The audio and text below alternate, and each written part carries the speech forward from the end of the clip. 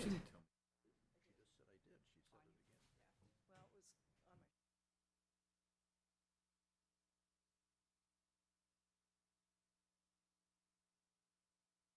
Oh, dear. Was it a deer tick or It was a dog tick. a Yeah. big fat one? Big fat one, yeah. Relatively. Okay. So I'd like to call the meeting of June 17th of the Planning Board of the Town of Newbury to order. My name is John Weiss. To my left is George Morse. Richard Moss. Elizabeth Mitchell? John O'Connell? Martha Taylor. So we have a couple of public appearances tonight and a public hearing, which is a time certain of 7:15 to review the site plan application of Triton High School, and also at 7:40, well, when we're finished with that, to get the Borrego Solar System submission to the planning board. And then we have some other items on the agenda. So our first item are meeting minutes of April 1st. Can I have any comment on those from board members? Can I have a I motion? reviewed it. I have no comment. Do you have a motion to approve? I move the minutes of April 1st. Seconded. All those in favor? Aye. The minutes of the meeting of April 22nd. Any comment on them? None. I have a motion to approve, please. I move to approve the minutes of April 22, 2015. And seconded. All those in favor? Aye. Those are approved. Mr. Roush, you're here. I understand that staff has taken a look at the project, so Martha, do you want to just take over from here? I know that you've gone out to the site. Yeah, I've gone out to the site a few times. I went out with James and John and others from his team after the winter to see, how the road held up over the winter and see if there were any other repairs that needed to be done. And all we identified were the ones that we had identified in the fall. And John then took care of that. We had a site meeting last week with, again, it was James and I and our review engineer, Scott Petrovitz, out there. And James and Scott both feel that everything has been done appropriately and in accordance with the approved plans. We received today by certified mail, as required by our subdivision rules and regs, a letter from John Roush stating that Livingston Lane has been completed and requesting the complete and full release of the performance guarantee. And you all may recall we retained $7,500 last Right. fall. I've also received a letter from Scott saying that he's reviewed the as-built, and here are copies of both John's letter and Scott's letter. Scott was our engineer on this? He was our engineer. He's reviewed the as-built, Thanks. reviewed the site, and in his opinion, it is complete. The performance guarantee could be released. And he also included in his letter, John is going to be requesting at the July Selectmen's meeting that the selectmen accept the road. And so Scott has also written that, in his opinion, the road could be accepted. That will need to go through a separate process, but he included that in his letter. Okay. Are there any comments from any board members? John, any thoughts on this? No, I had a look last fall and I had no issues. Yeah, I drove by just after our tick walk the other day, and I thought it looked pretty good. Yeah, I did about a month ago. Did you? Looked good, yeah. Okay. So, could I have a motion then to release the finals? Is it $7,500? It's $7,500. I guess Fine. my only question for the board is whether you would like to get any further input from police or fire or, anyone besides James and Scott. I think we will need their input for the road acceptance, For the road acceptance. but, as far as I James think and for the Scott, performance bond, I'm satisfied. John? Yeah, I'm I- okay. I don't know why we would. I can't believe that there's anything that No, is going to affect them. no. do you want to say anything? No, you said it all. I have 5 sets of the as-built and the Mylar. Do you want those at this point, or? Yes, yeah, that would be great. Okay. Okay, so could I have a motion to release the? Looking at me? Yes, I am. Yeah, okay. I move that the board close out the matter of Scotland Woods OSRD and to release the performance bond in the amount of, was it still $7,500? 7,500 plus interest. Plus any interest thereon. Second. Any comment on that? All those in favor? Aye. Thank you. Well You're done. welcome. Thanks, John. Just a kind of a side note, as part of the process, Scott's final invoice needs to be paid, and that is in process. Okay. That's been submitted for Okay. payment, so. Good. You're welcome. So we're a little short on the public hearing, so let's go down to the what's our pleasure here, the master plan? We'll talk about that for a second. So I'll just give a quick summary of what I know. So we've received a proposal of the RFP to do the master plan. The review committee, subcommittee, which is John O'Connell, George Morse, Martha, and myself, have individual copies of the RFP, and we're interested in setting up a meeting for next week to review it as a collective group. And I just saw an email from you, George. Yes. You can do Monday. I'm good Monday. Can you do Monday, John? I think I can. I emailed you. But you had what- emailed me, you said Monday and Thursday would work for you. Yeah, Monday, if we could decide, like right now, this Monday is fine. My days go by I pretty would prefer, fast. though, Wait in 3 the more days after, and if we Monday can, won't be open. if we can do in the afternoon, it would be better for me. Anytime. for me. Okay, can we schedule 3 o'clock on Works Monday for me. afternoon to review the RFPs? Monday, 3 PM. Anyone remember what the date is? 21st, Second. 2nd? 22nd. Thank you. Okay. School guy. So you know. All right, June 22nd at 3. On the committee, we have not yet had a representative selected from the selectmen, as they've been otherwise occupied for other things. But now that we have the RFP, and I think I'll send a note to the select chair of the Board of Selectmen indicating that we'd like to have someone appointed soon. Yeah, and I think it would be appropriate to send something to Ellen and Tracy, which I could do if you'd like, asking that to be on the agenda for Yes. their July meeting. Yeah, if you, well, we'll talk about it, but Yeah, yes, yeah. let's do that. Okay. And we have a member from the Finance Committee, who is Marshall Jesperson. We don't, Marcia's gonna be on the committee? Yeah. yeah, we don't yet have someone from Capital Planning, so we'll work on that. And then finally, we have a number of neighborhood residents who have indicated an interest. Right, so I've put together a packet with the residents, the volunteers who have indicated interest. We've got 8, actually, and so I've got their emails and then a list of the people on Okay, top good, right let's there. take a look at that. In addition, I did receive a note from, all of a sudden, the name is, but the principal for the high school, on selecting a student, and we just haven't heard back, but she said she was on it, and she'd get back to me on that. So we are really looking forward to having someone Oh, from right. the high Sorry. school on it. That'd be great. There's a Vaughn Street, that's very well-known yachting type person. 30 feet back. And John just pointed out I have a typo here, it's Dan Streeter, not Dan Street. We will My answer to mistake. either one. Dan Streeter. So these are all the various emails.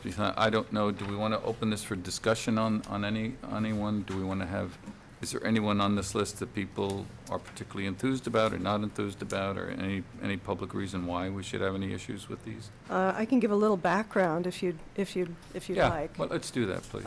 Well, Carla was the first to express interest, so, and I do have an email from her. Marlene Schrader has been very involved in environmental issues. She was on our Open Space Committee, and so would be particularly interested in some of the open space issues, as would Dan Streeter, who is also, he's the chair of the Open Space Committee now, was involved in the master plan the first time around, as was Marlene. So they bring some institutional knowledge to it.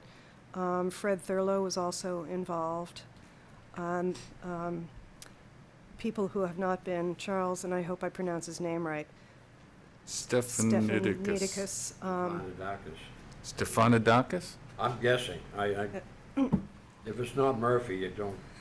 you're- Oh, now you're showing it, John. who lives on Rolfs Rolfs Lane. Lane and is, I think, a newer resident, but he came in and spoke with me and is very interested in doing it. Robin Lawson and Paige Sullivan are both in Byfield, and included some of their background, which is in the packet. And then Steve Manchin lives on Plum Island Right. and is a geologist and has some environmental. Did you hear from, all of a sudden, I'm getting a brain freeze, but you spoke with Ron Barrett. Ron Barrett. I spoke with Ron, and he said that he wasn't sure that he could commit fully. He said he's he would pretty sit in. busy. He's very busy, but he said he would sit in. Mm. And I asked So him. once we have our first meeting, he might Yeah. come to it? Oh, Yeah, that's so I good. think we should invite him to Okay. the first meeting and then take it from there. Are we comfortable with 8 or 9 folks, plus a student? I don't see any reason why not. John, do you think that's too many? I don't. I'm still on the hunt for some younger people.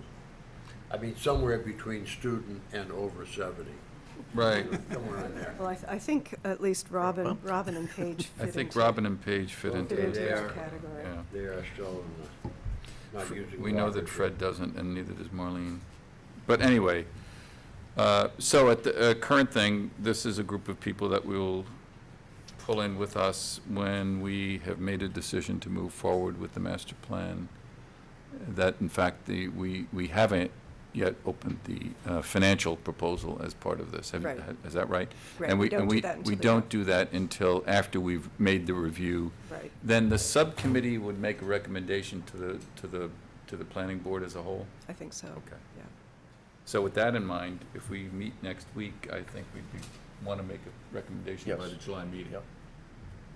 So if we can make a recommendation by the July meeting, then we'd like to have the committee in place by late July to start the process. And I think that,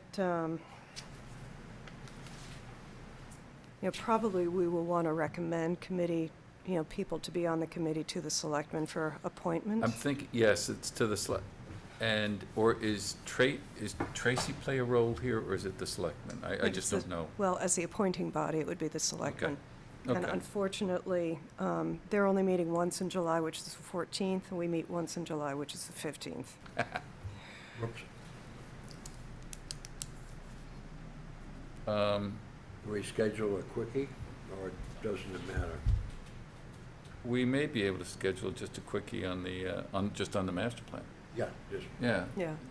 pick a night and we come in and, Do you want to do it in, right after, well, if we're going to meet now on the 22nd, and then the next week is the July 4th weekend, right?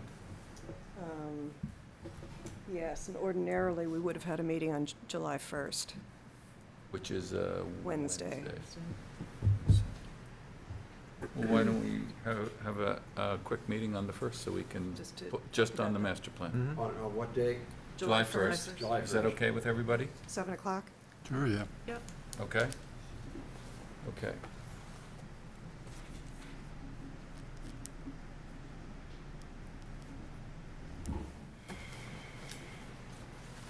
Good. For our public hearing. Martha, we know that Got it. Thanks. the town hall would be available on the 1st. Leslie keeps it open for us Okay. generally on Wednesdays, our night. especially the 1st and 3rd, so. Would you I mind will, if- I double check if there's any issue, I'll let everybody know right away, but it should be. Okay, it's 7:15, and we will reopen and continue the public hearing on Triton High School Track and Field redevelopment project applicant. Richard needs to. I'm going to. Oh, yeah, and we should, I guess, do you make that statement? Yes, I'm going to recuse myself. Okay.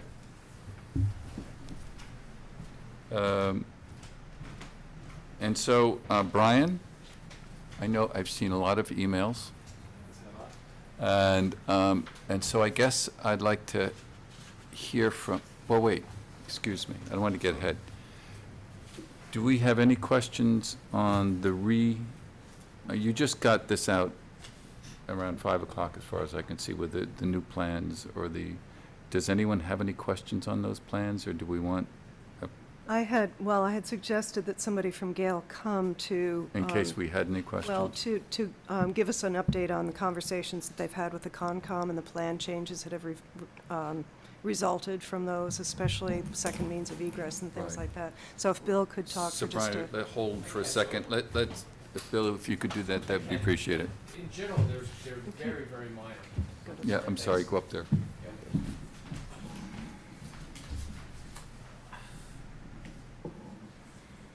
Have a- Actually, again, I'm Bill Seymour, the Director of Civil Engineering for Gale, and I've been the project manager for Triton.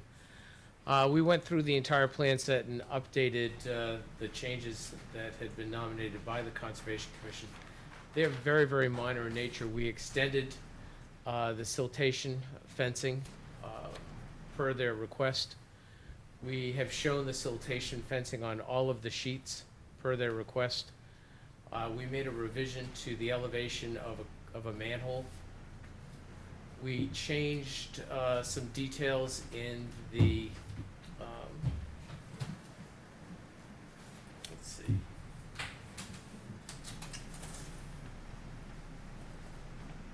We added a note that all catch basins within the limit of work shall be protected from sediment intrusion.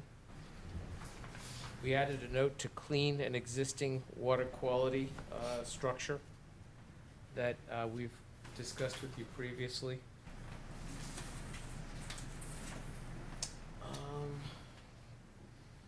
We added a 14-foot emergency access extension of the drive into the site for emergency vehicle. Oh, but where is that from? You mean like from right around the entryway into the park? Yeah. It's that 14-foot gravel extension right there, so Okay. that there's a direct shot into Okay. the Okay. facility. Okay. And really, that's it. That's the nature of the changes. John, where is the Concom? Frankly, I can't remember chapter and verse, but everything Bill said sounds right to me. Okay. Yeah, and I left the Concom meeting that night with no issues myself. And I has wasn't aware of any others. And I guess I should know this, has Concom issued their, My understanding is they were waiting for the revised Yeah, plans. we were looking for Which- plans. so Which you're we've just waiting for submitted. this, and you've submitted that, and when do you meet next on this? Oh, boy, another month. Oh, But When I, did you get them in, Bill? Probably, we met last night. Today. okay. Today, yeah. It was today. but I think it was approved, right? And so Yeah, the I order. think it was approved. You said they're not going to issue the order until there's drawings to reference. Right, so I think that's, now that they have them, I think the order will be issued. Oh, I don't think there's any doubt Yeah. about that, no. And I have 2 sets for you, Mo. Okay. Thank you. Okay. Thanks. Thanks. So it's been approved, and the order will be issued Thank you very much. sometime next month. Presumably, yeah, we're third Tuesday. We'll be meeting again. Okay. So, board members have any questions of Bill on this, or any? No? Martha, do you have any? No. Thanks, appreciate it.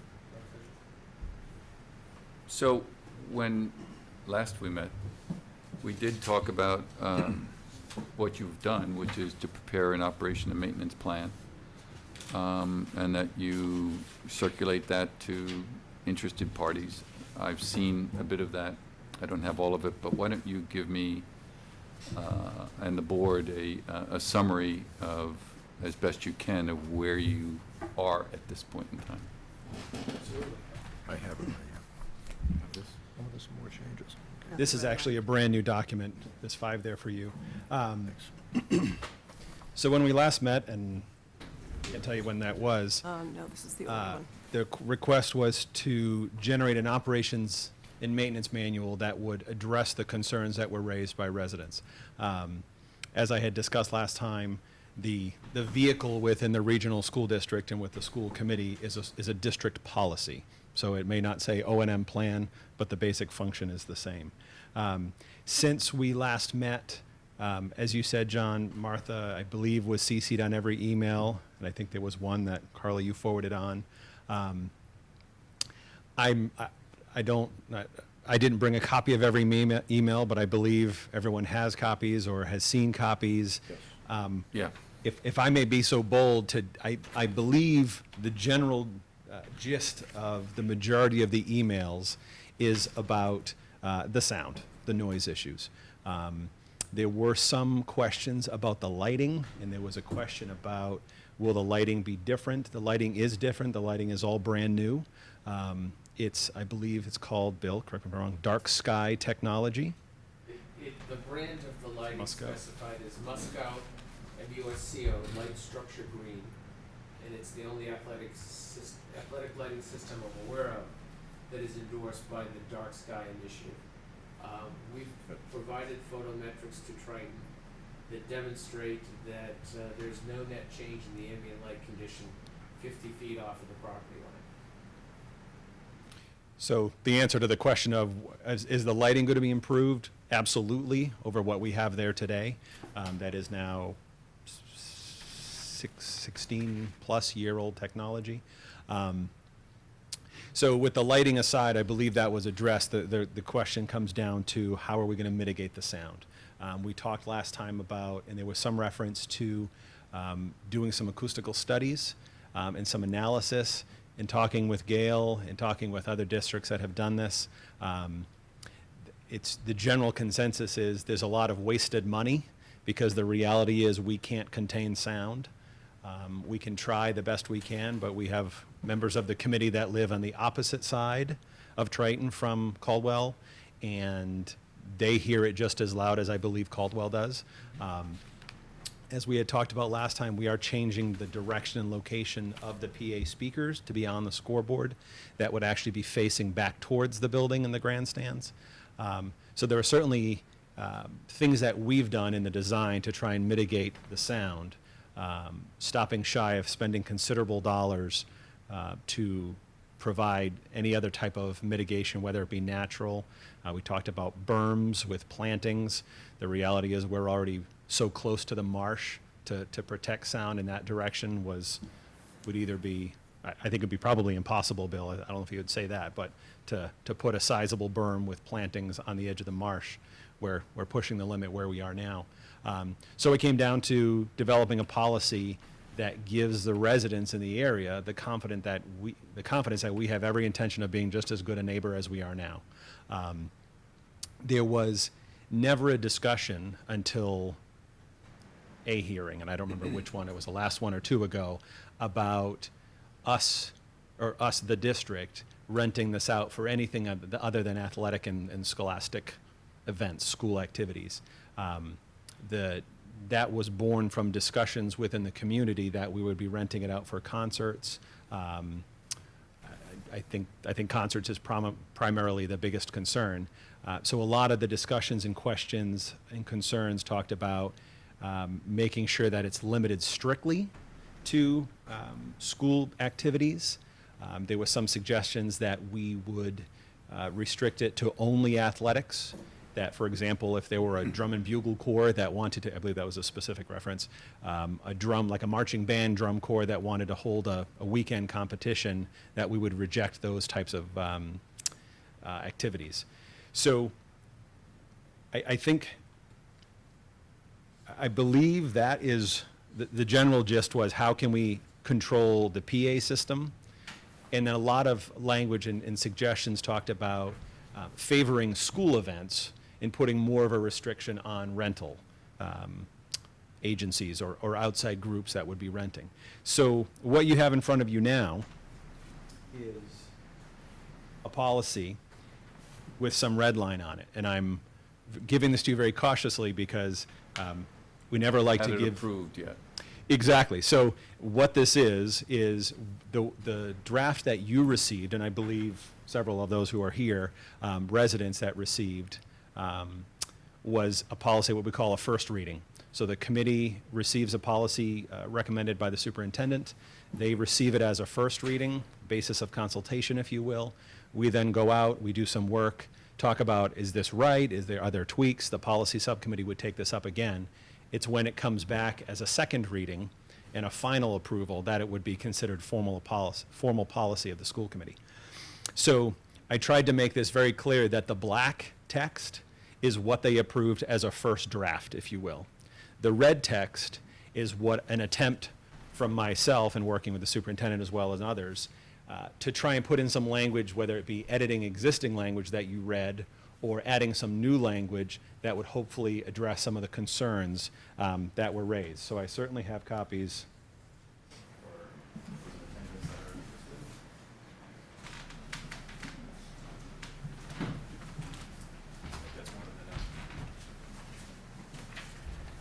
But I just want to look through my list and make sure that there weren't any other issues. Again, I'm speaking about the PA, and there was concerns about the consecutive use, and this policy allowed for some pretty substantial, I think it was 4 days, it would allow a group to work in consecutive. So again, trying to edit some of the language. The reality remains that I can tell you between the athletic director and the facilities manager, this will be used 99.9999% of the time for either Triton athletics or the youth leagues in the area. The reality is we are going to be having a field that we can access a lot of the time. There was some concern raised in the emails about the requirement, the need. There were words like the necessity to rent out the stadium in order to do the maintenance. That is certainly a goal, and in working with the towns, the selectmen, part of the impetus of approving this project with municipal funds is that it can support itself. But I want to make it clear that the committee's primary reason for doing and redoing and redeveloping the stadium is to ensure that the students of Triton have a high caliber, top-notch athletic complex. There will be the opportunity for others to rent it, but if it's not for high school or local youth sports, it's going to be a very one-off situation, and any of the outside renters are going to be athletics. It's just the reality. Another point to consider is, right now there are very few groups. We have a PA system, as residents have heard, but there are very few groups that use the PA system outside of Triton.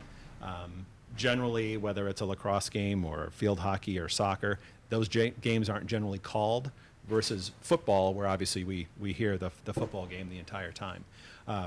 So again, the assumption here is that the majority of the time is going to be school use, and the majority of time is going to see no difference in the actual day-to-day operation of that stadium. So if I can just take you through the revisions, unless there are questions about the original policy. Brian? Yes. Excuse me, where does it say, or maybe you're getting to that, what are the items that control the outside renters? 6 and 9 appear to be pertinent to that. Is there anything else that? Are you looking at the revised 6 and 9? General. Well, 6 and 9 were Yes. there to start with, I believe, they're in black. Yes, okay. Well, the entire policy pertains to rental organizations. The reality is, for example, 9 talks about parking. There are no events. I mean, if it's a district event, we can easily control that. The parking's always within the confines. Sure. So items like 9 really do call out specific concern for a rental organization that would be separate. But in its totality, this policy applies to any use of the stadium for both, I guess we'll call it internal Triton organizations or outside groups. And again, a renter that could be Triton Youth Sports, would be considered a renter because they're not, a lot of people think Triton Youth Sports are part of Triton District, and they're technically separate organizations, So all of this pertains to, these Yeah. are the rules that, period. For everybody. Everybody. For everybody. Yep. thank you. So in that first paragraph, tried to add some language there. Again, red text is added text. To specify the concerns, again, that concern that we would be renting this out for concerts, other kinds of special events. Try to put some language in there that would specify this is school activities. The primary use here is for scholarly athletics, performing arts. Again, we call the performing arts, and primarily the use out there would be marching band, so try to put that clearly there. And stated, at no time shall the rental of the stadium become a commercial operation, and rental to outside groups shall be confined to athletic field uses. So then we would have to go back before the school committee if we wanted to have another event, what have you, that wasn't an athletic or a marching band event. We would have to go before the school committee, and then they could only make approvals if they were in compliance with Newbury ordinances. So that was the point to address there. Brian?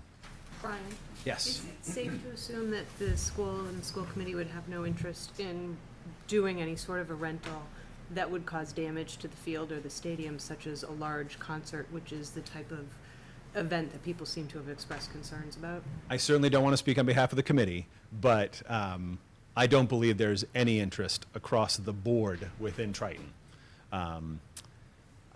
The majority of folks that we speak with are excited if it's not for Triton competition, high school, middle school sports, then it's the youth leagues that are coming up that are very excited to get on there. I can tell you, between myself, the facilities manager, the superintendent, we have no interest in having a concert. The risk far outweighs the reward in regards to what will be roughly a $850,000, $900,000 field. To put however many spectators on that, it's just not worth it. So there's a self-interest to not do There is a that. significant self-interest, yes. And for us, we would have to spend some dollars on bumping up our insurance for such an event. That would not be cheap. So in the end, it's just not worth the rental proceeds for what it could be. Also, some questions about what is School Dude. I don't take any credit for the name, but it is a well-used and by a lot of school districts. It's a facility scheduler. There was some concerns about, I'm not shocked you haven't heard of it, John. There was some concern about it being an automated process where if someone asked to rent a space, it was just going to be automatically approved, and just put in a definition there that basically it's just an online web-based system. It is not automated. It streamlines the process, but it's still humans clicking. It's a human who says, can I have this time and space? And then it goes through all the approvals and eventually to me. So generally, depending on the space, there's between 4 and 5 people through maintenance and what have you that have to approve before it gets officially recorded and granted. Continuing.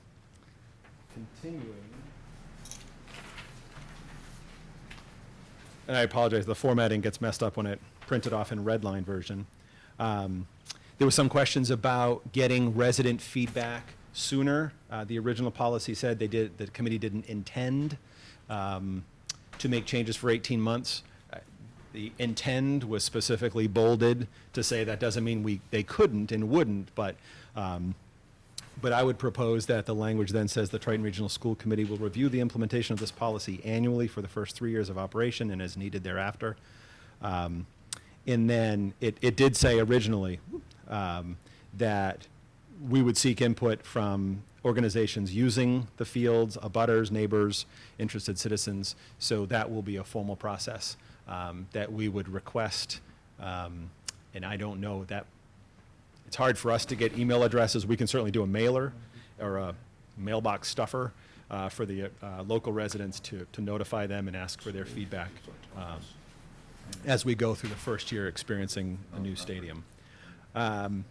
Moving on to the time restrictions, there were some concerns with Sunday morning.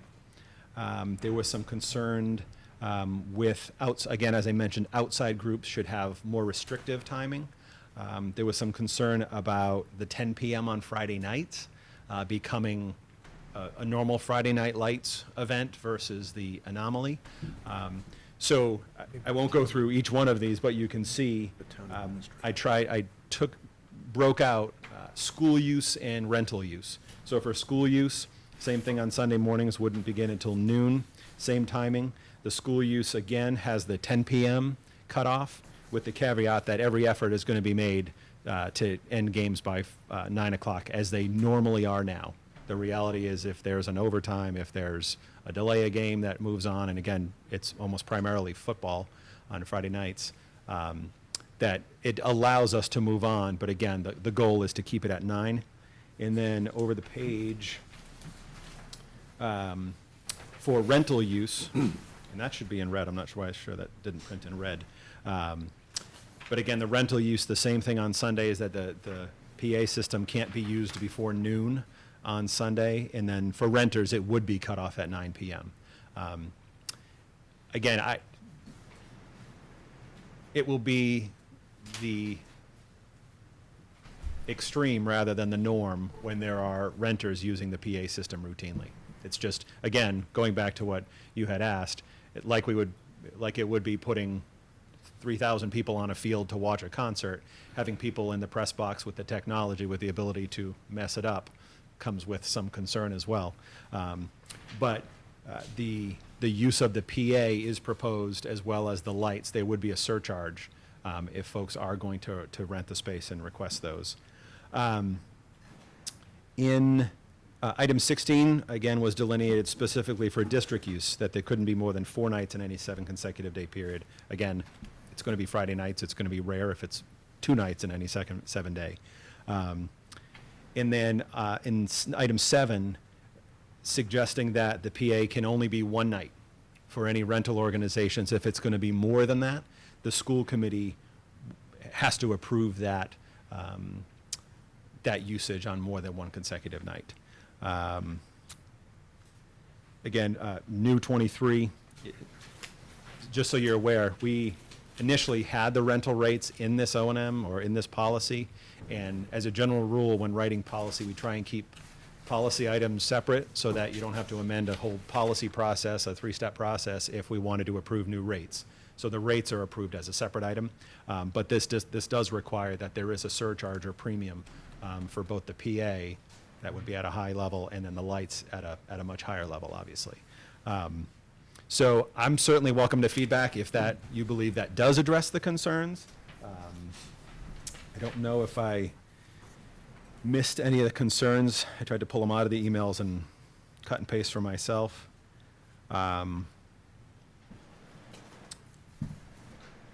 mean, there were some things that we would not be able to accommodate. I know that there was some talking with committee members individually and as a full committee. There's a concern about limiting the use for our students and putting a policy in place that is so restrictive that we can't do what we're normally doing and need to do for our students. But fully understanding the concern about making sure, the concern about this becoming the commercial, I keep using the commercial, that this is not a commercial operation at no point will it be. So I don't know if there are other concerns that are brought up, or you felt like that does address them, or? Let me just say, those in the audience who would like to speak on this, we're just going to hold for a second on your questions, and I want to just see other board members and see if they have any concerns or questions that come from either their reading or what you've just presented. And so are there other board members that want to ask any questions at this point? I presume Triton is going to undertake to be the enforcement agency for these rules. These are your rules, you're going to enforce them. Correct. It's a district policy, so the committee oversees that. Right. Now, do we get in the line of fire anyway from citizens that are not happy with Triton's enforcement? Well, there is a, Should it be somebody else?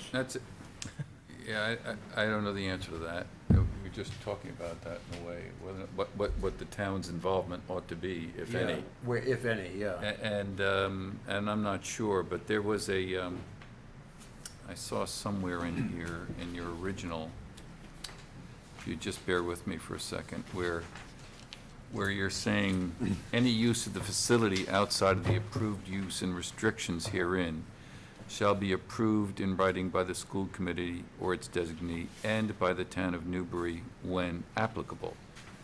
So and I don't know, do we want to make that more specific?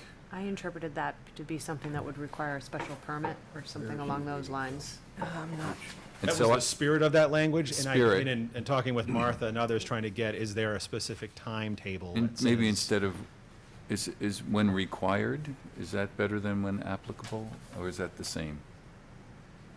Yeah. John, I'm sorry, I lost, where is it that you're reading from? I'm reading on page 2, Page 2, where? third paragraph, where it references, Oh, use outside of approved use. yeah, restrictions. so that's, I think, once you have your what happens if something comes up that no one expects? And it comes to the school committee for approval, and the question is, should the elected representatives of the town, who represent the people, have some say in that? And what you're saying is when applicable, and so that, what I'm looking for here is, do you want to say something more specific or not? Well, Martha? My concern is, given that we have been the focal point for everybody's, all neighbors' concerns, I really don't think we belong being the cop. I mean, administrations come and go, you know, you guys are gonna die sometime, Yeah. okay? Or move on to another place. So, And, you know, I don't think the planning board is the appropriate agency, I guess that's what I'm saying. yeah. So George, we should not talk like that. We but apologize. We were saying maybe it's reference to the town administrator, not to the planning board, because our job is done, I think you're I right. would say so. I'd say we're totally out of this argument. Right.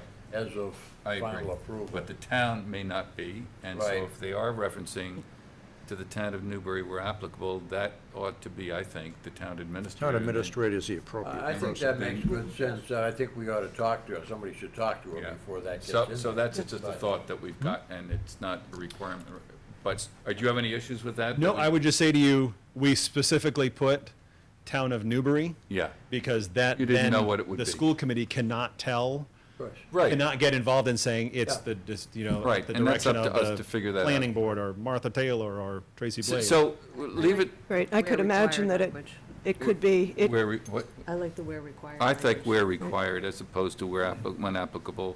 So, do we want to make a suggestion, or do you think you need to talk to Tracy about this? no, I think, Martha? I mean, I think the town, using the town of Newbury is probably appropriate, because I could imagine in some cases it might be the police, it might be fire, it might be the building and commissioner, you know, various representatives, not So necessarily. not be specific. Not to be the town specific. administrator? They do all But work just for say Tracy, when where required. where required, So I change think. that language. Okay, so we might make that suggestion.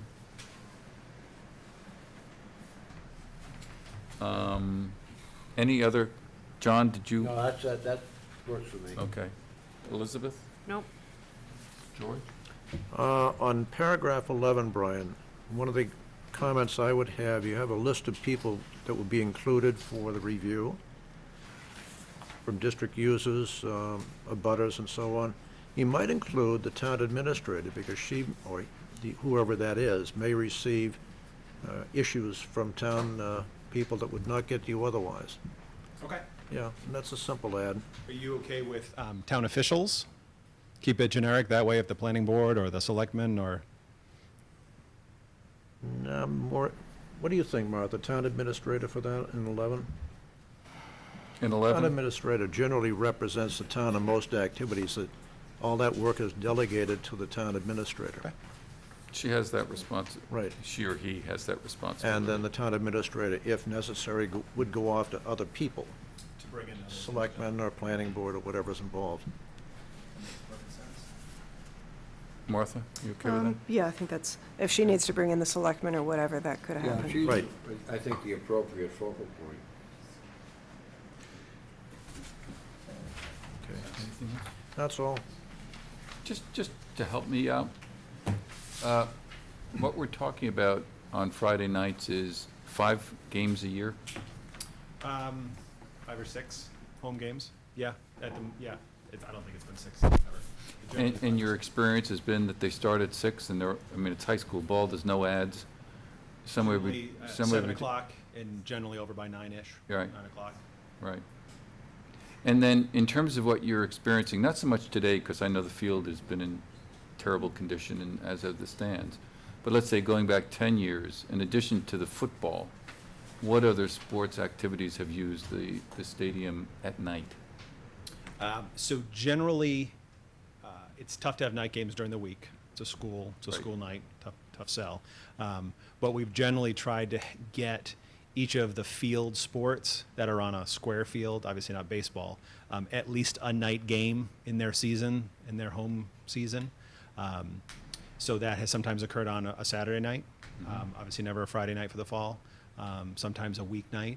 So this is lacrosse and soccer and Lacrosse, things like soccer, that? and field hockey.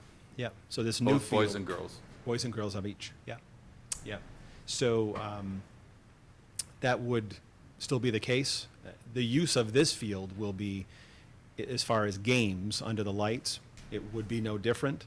It obviously can handle more, so that could potentially change that. But the reality is the schedule during the year, we don't ever rent it out during the week because we would never rent it out when there's students on campus. The only time it's ever rented out is evenings when students are off campus and there's nothing else going on, which is So, generally not the case. do you currently rent out the facility to non-Triton athletic groups? Yes. You do. You do that today? Oh, yeah, yeah. Again, we have to be a lot more protective in the fact that it's 100 Pop Warner students or athletes can be Right. just as destructive as 30 big kids. And so the language you have here that talks about expanding, it implies that it's expanding it beyond what you have today. And so what I'm trying to figure out here is, what do you have today? And really, when you started to put this plan together, what do you think is going to be the future? So I would say. Numbers-wise. Numbers-wise, it's tough to put our athletic director is still trying to figure out how we could schedule this, because at the end of the day, in the spring, the baseball team will be just as excited to be out on that field as the soccer team will, because we could have cleared that and there's a field for them to be playing outside on in April where everything else is covered in snow. So for during the week, I think it's going to be the after-school hours into the early evening, 7 o'clock. That's from with 4 practices. 4 to 7. From 2:15 to, yeah, in the winter it's getting dark. So there might be some nights where they're practicing under the lights, but there certainly wouldn't be any PA system. Right. No.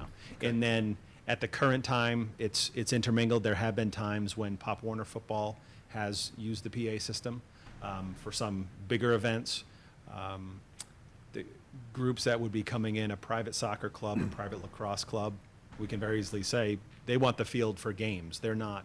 Right. They're generally club teams coming in to play, and the athletes are coming in, and there might be another team or two waiting in the stands to take the field, but they're not drawing a crowd of 1,000, and so they're not calling a game, and there's no PA involved in that. So any of those events would be lights, but that wouldn't be PA. Okay. So, Any other comments, Martha? So those in the audience who would like to speak on this issue, who would like to come forward at this time? Yes? Yes, please. And state your name and address. Hi, I'm Rich Piccolo, 92 Caldwell Farm Road. I just moved here in February, so I really don't have a history of how the stadium has been used. First, I'd like just to commend Mr. Forget for really providing us with, trying to work with us. I'm really impressed with it. The only issue I have, it is with the rental. Because as the gentleman there pointed out, that we're not all going to be here in the future. So this is policy setting. And I do appreciate hearing that it's an extreme case. You know, you mentioned that it'll be extreme and rare. If it's so rare and extreme, perhaps we should put some exclusions in the policy, so as we go forward, we're not faced with some unknown that none of us are thinking about right now. It is, after all, a policy. And I lived in Andover for 33 years, and I've been aware of policies being set and subsequently being abused. And so I think I'm really sensitive to it. And the other thing I mentioned in my emails, my wife and I, Paula, we came to Newbury because it was like what Andover was 30, 40 years ago. And I saw what happened to Andover. And a lot of it was, I'm sorry to offend any Andover people, but a lot of it has to do with the interstates, and it caused a lot of fast growth, and the traffic and noise was really getting bad in Andover. And I'm sensitive to it. So I'm just asking the board to be sensitive to how Newbury is and how we would like the town to be. And lastly, I wanted to tell you that Andover did have a master plan. I know this is getting a little off topic, but they did have a master plan, and you read it now, and it's almost hysterical. I mean, they didn't adhere to the master plan.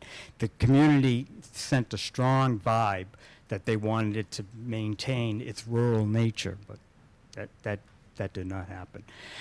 So I want to just appreciate your comments. I know you're trying to work with us. I worry about the extreme case. If it's so extreme, then why not try to get some exclusions in there, what it cannot be used for, as opposed to what it can be used for. Thank you. Thank you very much. Someone else would like to step forward and talk about this? Anyone else would? Robert? My name is Robert Gregory, 84 Caldwell Farm.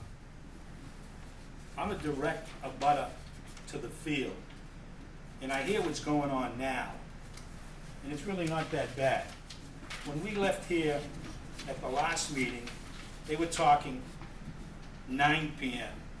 Now I'm seeing 10 p.m., and I'm looking at Sundays between 12 in the afternoon to 9 o'clock at night. There's no consideration there for the neighbors. There's noise. I'm looking at it, and they say they want to rent the field for other activities, charge rent.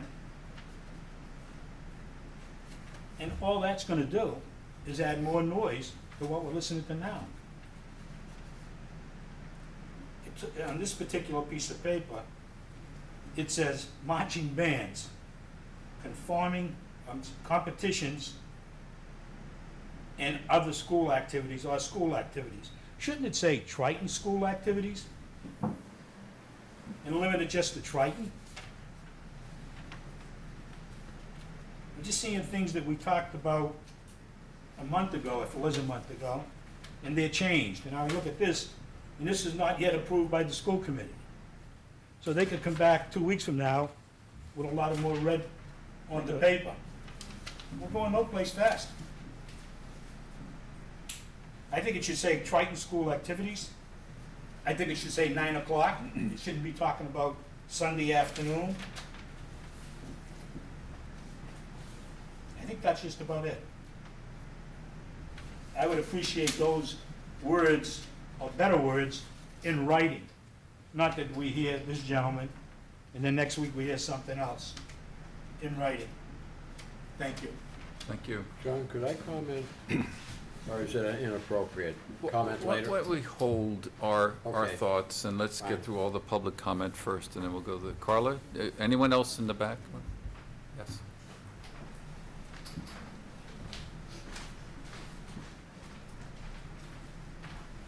Hi, I'm Sally Mogherini. I live at 86 Caldwell Farm, and we moved in here at the end of September. So I think we heard one of the marching band practices.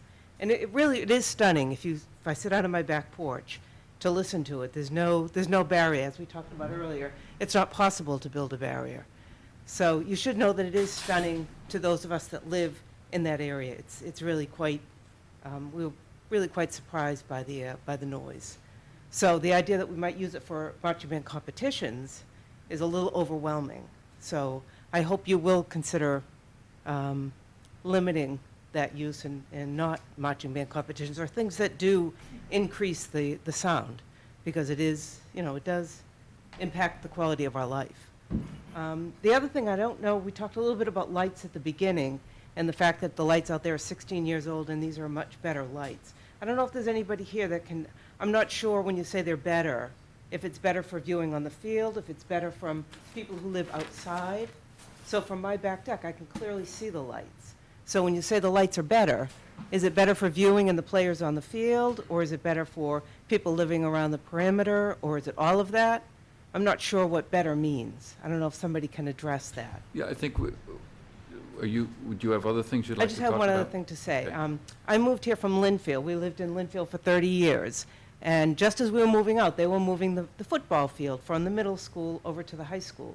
And they were putting up lights, and it had a material impact. Now, I didn't live near the high school, but it had a material impact on the people that lived around the high school because they were going to have lights and the noise and the value of their properties within all of the neighborhoods, whether you were a direct abutter or you were the next street over. And I know that because I was selling my home at about the same time. So I had a lot of exposure and a lot of discussions with people who were in the real estate market at the time. And it does impact the quality of life. So to the extent that, as Richard said, we can keep Newbury, the reason we moved here is because it is a beautiful community. And to the extent that we can keep it that way, because when we moved to Linfield 30 years ago, it was a very quiet community, and it's really not so much now. And it's because of the buildup and all of those things. So to the extent we can keep that in mind, I think we would all benefit from that. Thank you. Bill, do you want to, I asked if Bill could answer your question about the lighting. Thank you. The light technology today, and again, the lights specified are Musco light structure green, consume about half the energy of the lights that you have today. And why is that important to you? It's important to you, first of all, because the cost of driving the lights. But what's really important is the reason that the lights use less energy is because 95% of the light is focused on the field. We've done a number of very detailed studies by independent testing labs that conduct a light meter survey every 50 feet along a line 50 feet off of the field surface in the pre-development condition, much like you do with stormwater management, and document on particular illumination type nights the light level with the lights off at that point. We then, in the post-development condition, have been able to do a light meter survey 50 feet off the playing surface and documented no net change in the ambient light condition under the same degree of illumination. So the answer to the lady's question is, yes, the quality of light on the field is far better, very, very even. There's no burn-in decrement to the light illumination. But also dramatically better off-site. So in answer to her question, Mm-hmm.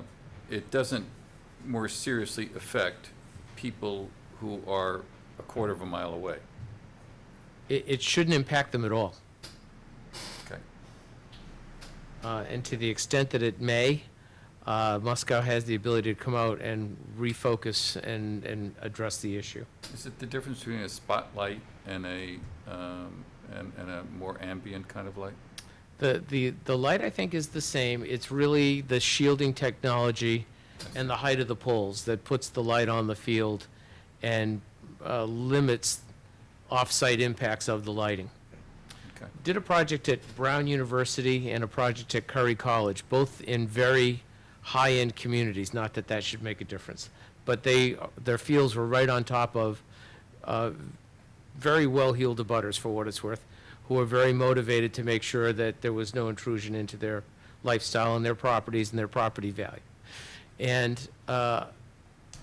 suffice it to say that both planning boards were satisfied after the development that the Musco system performed as promised and resulted in no impact on these off-site properties. Great. So we specify that with good confidence. Okay, thank you. Yep. Yes. I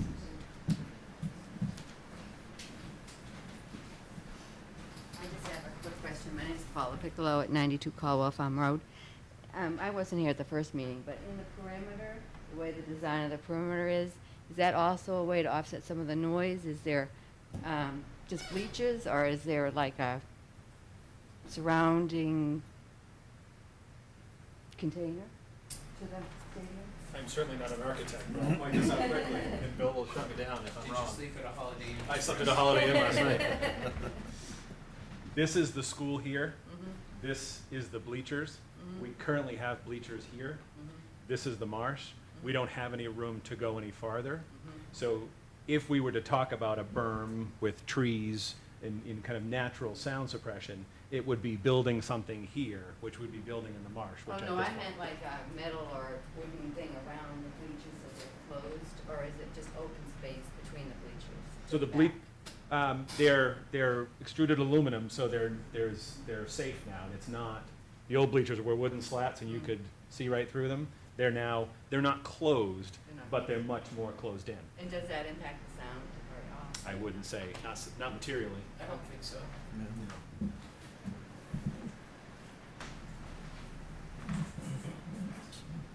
I guess, could I ask just You a want, follow-up you, on that? yeah, hold on. I'm sorry. No. You need to only come up if you want, because the reason for this is that you're on TV. So, you know? You want to be an architect too? No, but I want to make sure I'm understanding. So Yeah. right now, there are bleachers right here. We live up here. No, So if you're sitting on these bleachers and you're rooting for your team, you're rooting this way.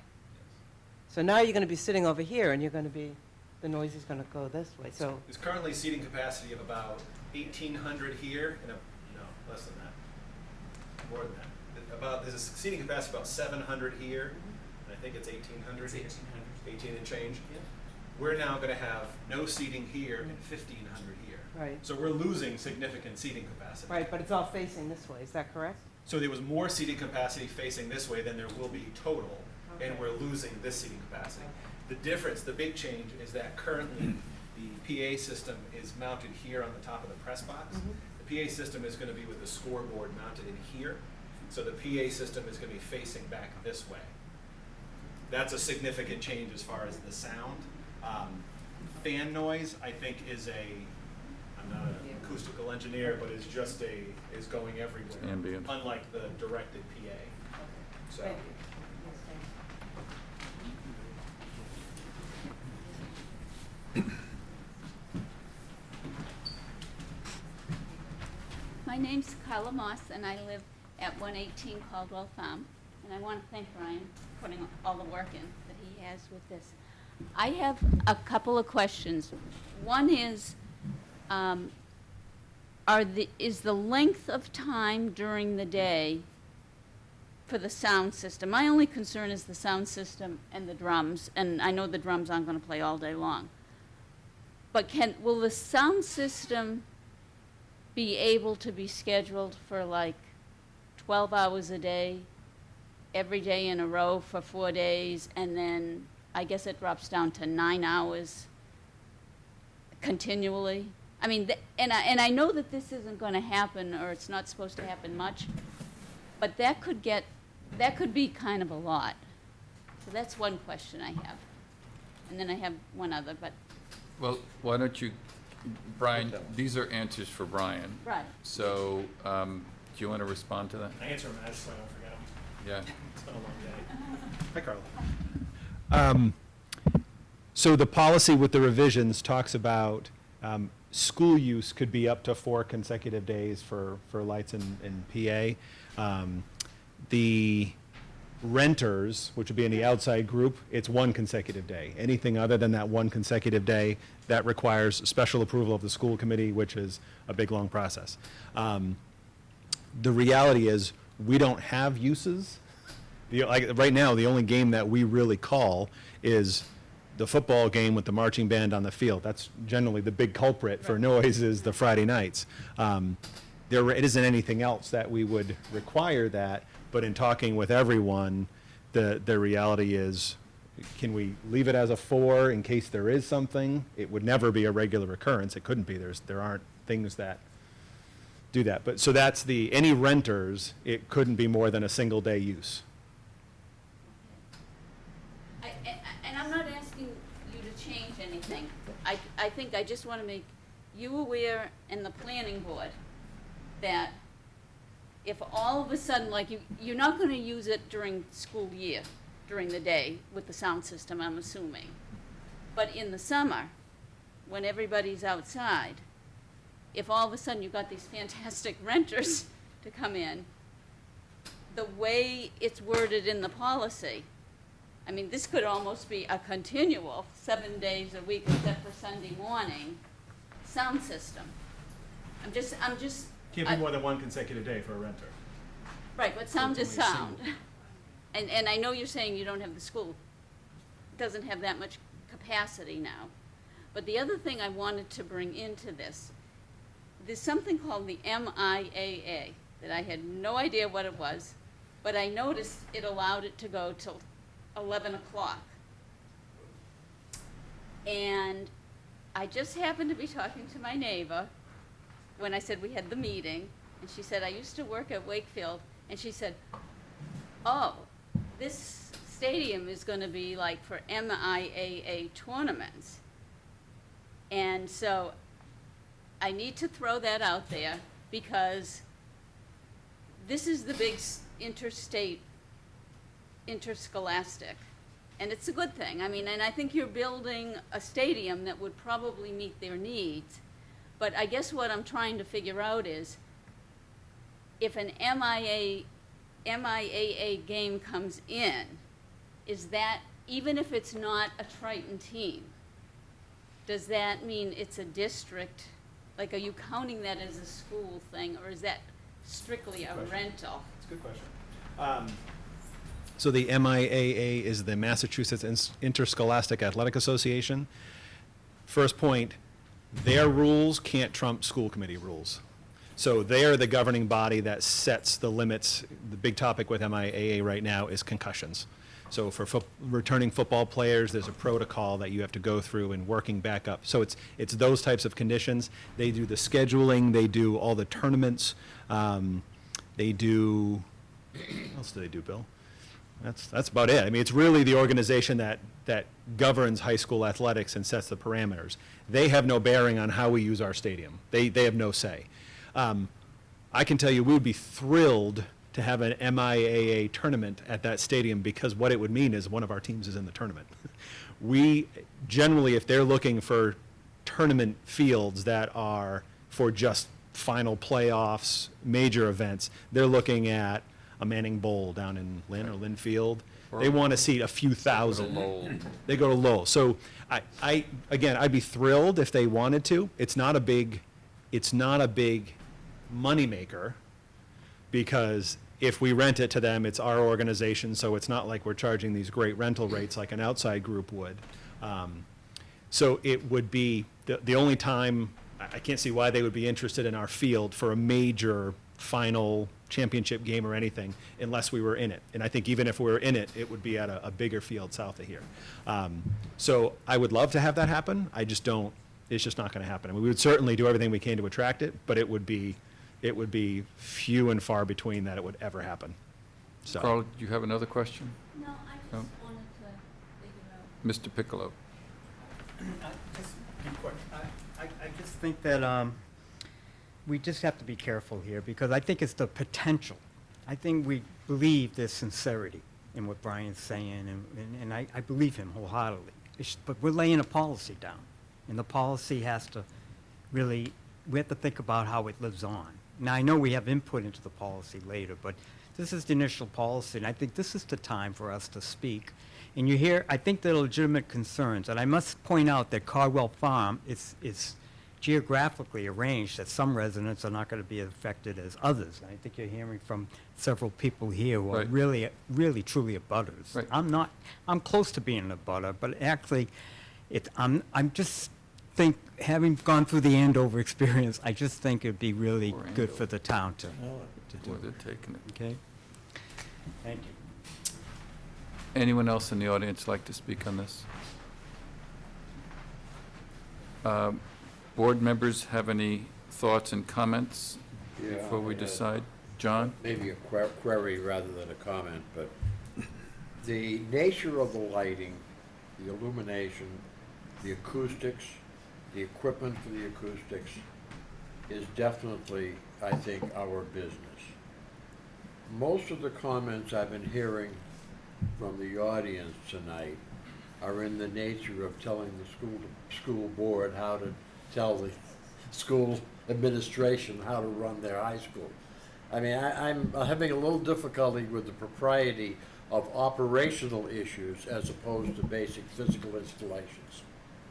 And I'm not sure that we are the appropriate venue for the comments that are made. I'm not saying the comments are not legitimate. I think they're very legitimate. And I would have the same ones if I lived not, I live 5 miles away, I could care less personally. But if I lived 500 feet away, I would be very interested in the comments I'm hearing. But, is this our business? That's a good question. It's bad enough, Brian's got enough problems keeping the school department, school It is. committee happy without us too. My response is that it is a concern of ours because in the various criteria that we use to approve a site plan approval, one of them is the effect of the project on neighbors, including noise. Sure.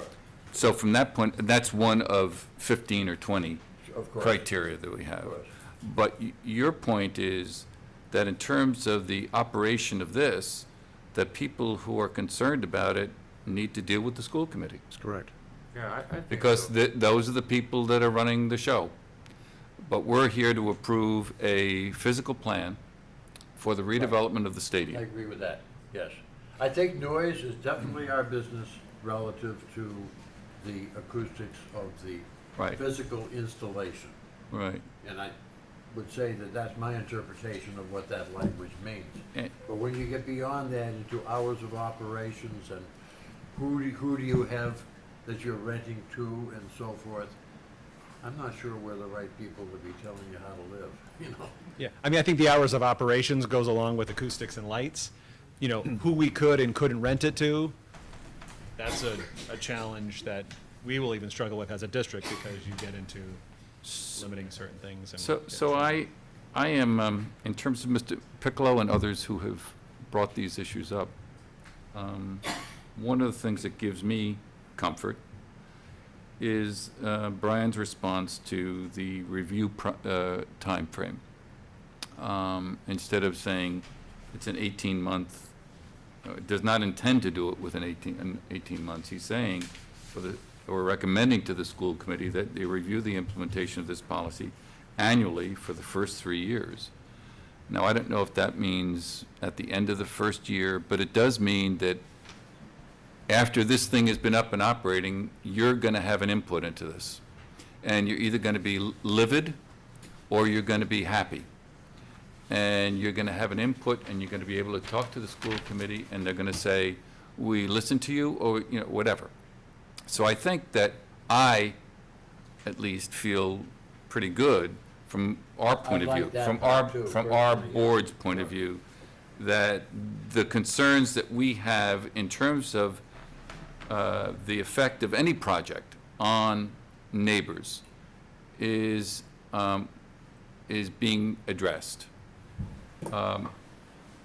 So I guess where we are on this is, do we feel that we want to move forward and go through the analysis of the various criteria and see to the extent to which this project meets those criteria? Because I have them here. I think it's time to do that, Joe. Want to do that? All right, so we have, as part of our site plan review process, decision criteria. And I'm going to read them through, and this is up to the board to give me their opinion about these items and the extent to which these items have been addressed. And if they have been addressed and there's no impact, that's one thing. If they have been addressed and they are mitigated, that's another. So we're going to go through that, and they're about, well, A to M. So the planning board shall approve an application for site plan review if it finds that the applicant has submitted sufficient information from which it can determine that the proposed project will, A, minimize the volume of cut and fill. You can't beat a dead flat surface remaining a dead flat Yeah, that's surface. good. I'd say we, The number of removed trees, 6-inch caliber or larger. pardon me? The second, all right. 1 is the volume of cut and fill. 2 is the number of removed trees, 6-inch caliber or larger. There's No effect. not an issue. The area of wetland vegetation displaced. None. No effect. Soil erosion, Improved. improved. The threat of air and water pollution. I don't, Not any None. kind of serious, I mean, Well, if you water's, have more nights with more cars, of course, there's a little pollution. well, the next one is traffic congestion. And I guess the only question I have is that you're decreasing the capacity of the stadium. So if you're decreasing the capacity of the stadium, and right now, except for, I guess, on Thanksgiving, you adequately handle the traffic for You park. never fill the parking lot. You never here. fill the parking lot, right? Okay. There's lots around the building. Avoid and then now we're going to, that was A, 1 through 6. B, avoid removal of existing stone walls or where removal is required, minimize length of removal. Not an issue. Nothing. applicable. NA. C, provide adequate stormwater management and other utilities consistent with the requirement of Newbury's stormwater bylaw and the planning board subdivision rules and regulations. So I think we're okay with that. Maximize safety for pedestrians and vehicles both on the site and entering onto the and egressing from it. I think it's dramatic improvement from what I see of the way it exists right now. I mean, you can I do. you've I've looked at it? seen it the old way. It's not that good. Yeah. Provide adequate access to each structure for fire and emergency service equipment. Yes. So we've done that. That's improved. Minimize obstruction of scenic views from publicly accessible locations. No impact, a slight improvement. with I guess they're removal getting rid of the seating on the other side improves the view, right? Yeah, in the public walkway. Minimize visual intrusion by controlling the visibility of parking. It's not appropriate. That's not an Storage, not applicable. Or other outright service areas viewed from public ways or premises residentially used or zoned. I think that's not applicable. I think that's not applicable. Minimize intrusion of glare from headlights and site lighting on surrounding properties. So I know you've raised this issue, but I hear that the system that's being proposed here, which is the Musco system, is a substantial improvement on the lighting that's there today. So I think that they have mitigated any potential problem from that. Do you, board, agree with that? I agree with that. I agree. Minimize unreasonable departure from the character, materials, and scale of buildings in the vicinity as used from, that's not applicable. This criteria is meant for if you're building a new building in a neighborhood and you're plopping something in, how does that relate? What's the context? And this is a baseball field or a football field, so it's not the same. Prevent contamination of groundwater, not a problem. Enhance the appearance of property to the greatest degree possible by means of landscaping and other site amenities. Any thoughts on that? No, it's there. What I saw of the landscape plan, we haven't talked about it, but I think that's a very good landscape plan. In the entry area where you're putting things, it's substantially improved of what's there right now. And then here is the one that I just referenced, which is item M. Minimize impacts of the use on adjacent properties through regulation of hours of operation, deliveries, noise, rubbish removal, and on-site storage. So the issues here really are hours of operation and noise. So do board members want to have some input on this or discussion? I'm comfortable with the revised hours, proposed hours of operation, which I realize is separate from noise, but I don't know if we want to divide those up. Athletic fields create noise. You know that. People are loud, there are bands. It's not 24 hours a day, fortunately, but it has to be expected. And it's been like that at Triton for a number of years. Maybe it's going to be a longer time, but I think you've worked very hard, Brian, with the school committee to try to at least keep that under control. without having it go crazy. Bands are usually at football games, but not at baseball games, not at soccer games. The PA systems at hockey, or at football games, but not any other activity. So I'm satisfied with the program. John? Yeah, I'm okay. I'm interpreting that hours of operation as there's nothing really silly going on, like it stays open till 2. I mean, this is not for schools, this is for any site plan. That's And right. if you had an operation in a residential, near a residential neighborhood, like a nightclub that closed at 2:30, that would be, offensive, that would be a problem. I don't see this being a problem from our perspective and within our authority. Right. So I was wrong, that was L. M is ensure compliance with the provisions of the Newbury zoning bylaws, including parking and signs, and so that just stays the same. So with that, are there conditions that the board feels need to be put on this for approval? And the only thing I might suggest is what you're already agreeing to. That in addition, you've got it in your agreement that we would have that they do review the project At the end of the year. At the end of the year. It's not our So job to do that. It's not our job, but we would put it in, we can put that in our approval, right, Martha? Yes. So I think I'd like to do that, and so we'd put that in our That works. approval, because you seem willing to do that, okay? So. We can incorporate the stadium use policy by reference, Why- just why don't we attach it just- to the decision. Thank you. Yeah. That's the way we do it. We'll incorporate your O&M, Once it's in a completed form. Yeah. once it's in a completed form, stadium use policy to be incorporated in our decision, okay? So with that, And I'd also suggest that it incorporates any order of conditions from the Concom. correct, Yes. thank Good. you. So with that, are there any other comments No. from the board? Would there be a motion? Move to approve. Gonna close the meeting first and then. Oh, do I have to close the meeting open hearing. first? Yes, the meeting would be closed. And then I think that you might want to authorize me to draft That's right. the decision. Okay, we got it.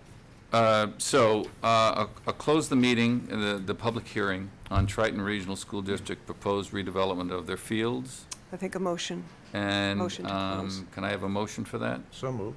Second. Second. All those in favor? Aye. And so then what we do here is we'll take this is called a straw vote among the board members, directing our town planner to develop a decision that then we will then review at our next meeting and approve. And so, could I have a motion for that? Yes, I would move that the town planner prepare a decision for our next meeting, or the next meeting of the planning board, for our review and action. Second? All those in favor? Aye. Question, we talked about having a meeting on July 1st. Do you want to have it done by then? If you think you can have it done by Okay. then. Was that a limited meeting? I thought we It were going was to make that limited, limited right, to the that master was my plan. question. But if it's just approving one item. this document, that's fine. We can do that. Okay. Okay. Then that issue is resolved. Thank you. Thank you all for your comments, interest, and I think that it makes for a better product in the end. And I think that Brian would admit to that. Okay, thank you. Mr. Long, been sitting here long. Yes, you may. Please join. Oh, let's wait. Give us, okay. Hi, Marlene.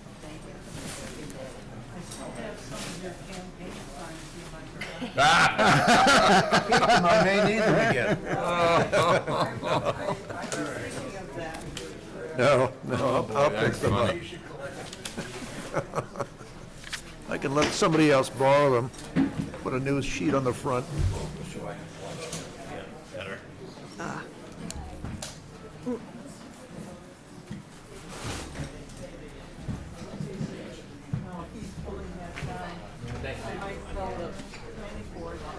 I read the is going to purchase a bench in memory of David. Oh, I guess I. Yeah, it's very did I nice. hear that? That's really great. Yes. I said, that's wonderful. Yes, and it will be on a little piece of land that the water board owns overlooking the dam and up to the river. Oh, right on Larkin? Is that where it is? No, it's right on Central Street. Oh, on Central Street. Under a little tree, which I'm busily clearing the poison ivy off from. But it's a lovely rustic slab So- that will read David Mountain, servant to the town, friend of the river. Nice. And Oh, that's I'll let beautiful. you people know when, the dedication won't be until after Labor Day when Alright. people. Possible idea for dedication October 3rd. But, but that may be more emotional than Barbara. Yes. and mine. I'll speak with her, but just so you know. Right, thank you so much, thank you. Yeah. Do we need to turn around here and, I think so. yeah? Okay, thank you. Okay, I'm here tonight. My name is Steve Long from Borrego Solar, and I'm here tonight to submit our special permit application to the planning board. I don't know if any of you know the background of this project, but we were before the Board of Selectmen for quite a while, and they determined that they probably weren't going to be able to come to a decision, so they changed the bylaws to have the planning board be the permitting authority for solar for a special permit. So that's why we're here. I have 9 copies of the application materials right there in that box. And one thing I'd like to request is that you waive the application fee. We've paid it previously to the Board of Selectmen, and if I'd like to give you a hard time on this, but I can't. okay, good. It's reasonable. Yeah. Okay, thank you very much. So I'd just like to do a brief introduction to the project, so you know what it's all about, and then when I come back, when we schedule the public hearing, we can go into a lot more detail on the special permit criteria. So, hopefully this works. This is the site. You can see it's a heavily wooded site owned by the Yesser family. It's on Main Street. To the north of the site is Courtney Drive, and to the east is Route 95. It's a total of 93 acres. The site is actually 4 parcels owned by the Yesser family, which comprise the 93 acres. And it's all located within the agricultural residential zone, and that's why we're here for a special permit. This is the site plan. Access to the site will be from Main Street. We'll access along Ruth Yesser's driveway, and then a gravel access 12 feet wide will go out to the solar array. Solar array will be surrounded by an 8-foot high fence, and within that area is 11 acres where the solar system will be located. There's wetlands surrounding the site. We're in front of conservation right now. We were before them last night. The meeting was continued. But we're seeking approval for a crossing right here, and then a utility crossing out right here. So the blue dotted line you just put up is all wetlands? That's right, the wetland. That's the wetland border. And that kind of creates where the system was located. So we had to be on the inside. This is the upland area. So you can see there's not much area outside the wetlands. We found all the uplands to use on the site. Then there's trees surrounding the site, and we're going to be clearing approximately 16.5 acres to put the system in. The system size is 2.7 megawatts, and that comes from a little over 9,000 solar panels. There'll also be 2 electrical equipment areas, and this is where the DC power from the solar panels comes to and is converted through the inverters to AC power. And then from those, there'll be an underground conduit going out to a pole at the south end right here. And then from that pole, it'll go overhead. There'll be some additional poles, and the lines will go overhead out to the existing utility easement here. This is what one of the racks looks like. So if we go back here, each of those rectangles you can see is one of these racks. And on each rack, there's 30 panels. You can see it's 5 high, 6 across. The actual rack itself is approximately 9 feet high at the top and about 30 inches high at the bottom. And this is a typical equipment pad area where you'll have a transformer, a switch gear, an inverter, and you'll have lighting, and that's motion sensor activated, so it's really not on unless somebody has to work on the equipment at night. And that's mounted at approximately 6.5 feet high. There'll be fencing surrounding the system. That'll be a black vinyl mesh fence. It's 8 feet high, and there's a it'll be 6 inches above the ground to allow wildlife in and out of the system. And that's a basic overview of what's going to be out there, and I'd be happy to answer any questions you have. What's the scale of this drawing? I believe that's 1 inch equals 100. 1 inch equals 100? Yep. So obviously, we're all aware of some of the issues of the Courtney Drive Yep. folks. So the distance to the closest house is 300 feet? Did you measure that? I believe, I'm not sure. I believe it's around 300 feet though, yeah. Well, is this site plan in your submittal? Yes, it is. Okay. Yep. All right, so we can figure that out. And there's other dimensions shown, exact Okay. dimensions right to the house, yeah. Okay. And did you ever get a copy of the opinion that we sent to the Board of Selectmen? No. No, it was basically held since the public hearing.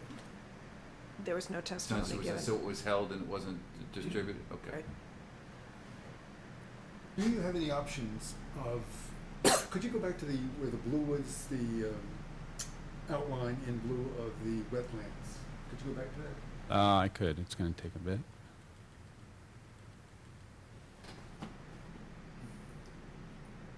Yep. You know and I know that there is some opposition from the neighbors. Yep. Now, and then this is a question for you. Is Right. there any option of moving the solar array panel further away from the residential areas, or is that technically impossible? It's not optimal, because over here, this would be the only area where there's potential upland. There's an area up here, there's sort of a triangle going up towards 95, but the wetlands are pretty wide here. Okay. So right here, we're actually bridging a gap, but there's an actual existing crossing there. So this was the only area where we wouldn't have to do any real crossings that was available to us. So we're pushed up to the edge of the wetlands here and here. So as a practical matter, this represents, from your point of view, about the best that you could do, taking into account technical factors in landscaping. Is that correct? Yes, and I think permitting, I don't think it'd be permittable to go anywhere else on site. Okay. So I think that what we're doing here is just accepting this today. We're really, just if members have any questions, as yours, we can do that, but we're not accepting any public comment on this today. We will set a public hearing for, well, we have to do that. Does any board member want to raise any questions they have about this submittal at this point in time? Because those kinds of questions that you just asked, we'll get into hopefully at the next meeting.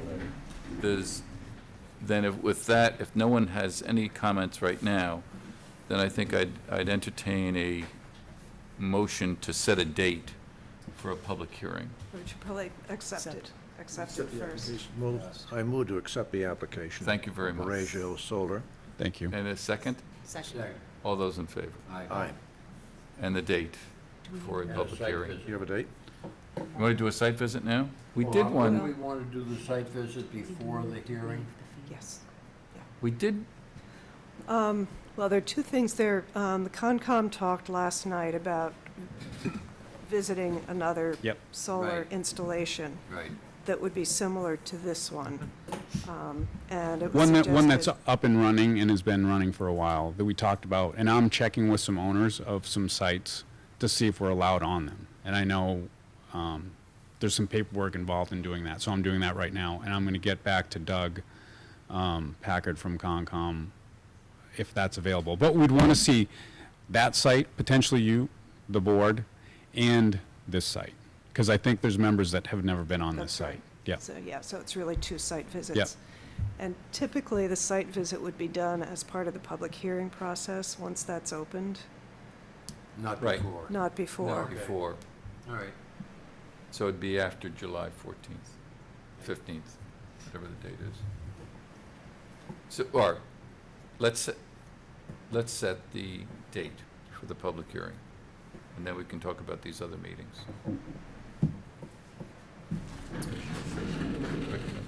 Well, do you have any options for the date? No, 15th?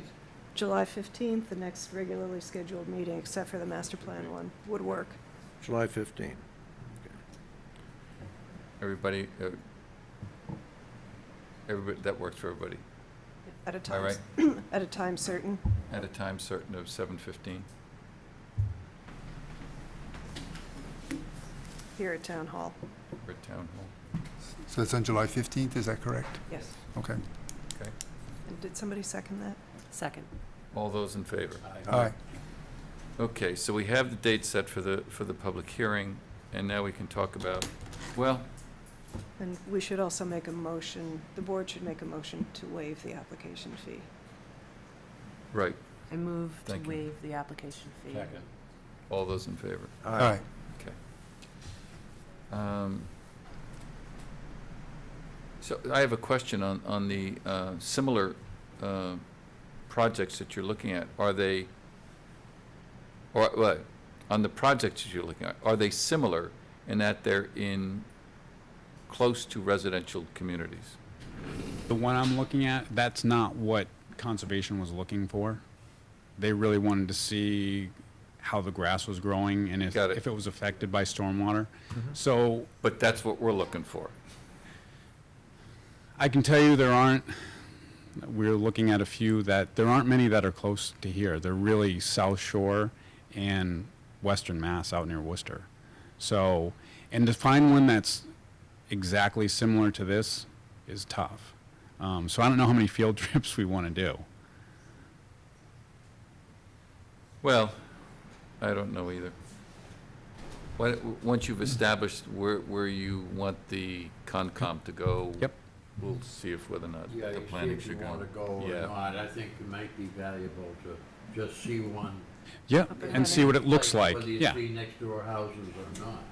yeah. And then when we do this site walk, you'll see how close we are to residences. Right.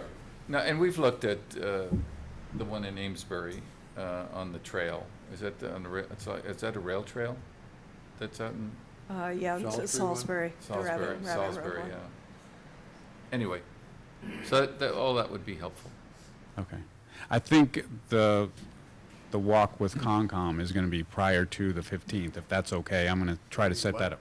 Prior to the 15th meeting, I think that would be, Thanks Yeah, to walk that- with if you that's guys. okay. That's what we were planning on. and With it's- Concom, but if planning board Go wants to go to along. that also, is that okay? Sure. Okay. yeah. I'm sure that's okay. Yeah. Yep. But we were hoping. Just set the to find date, some and of if, the and planning if board members can could make it, Yeah, members will right, make it. exactly. That's fine. Yep.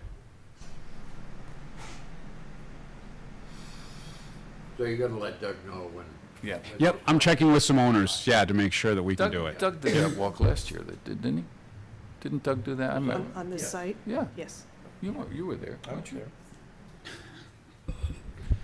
Although I didn't go far in because the skeeters were getting me. No ticks. No ticks.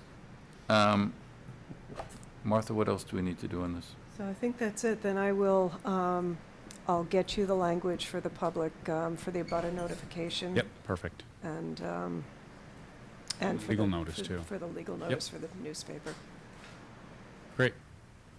I'll see you on the 15th. All Or right. sooner. Steve. Thanks, Steve. Thank you. All right.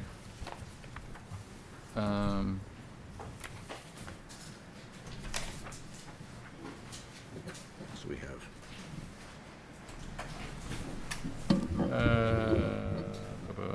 Well, we have these proposed zoning amendments for fall town meeting, and then revisions to ground-mounted solar installations, but I don't think we've had that discussion yet. We haven't, this was just a kind of, So George and I had talked. I will talked I know that you- pass, I will pass these down.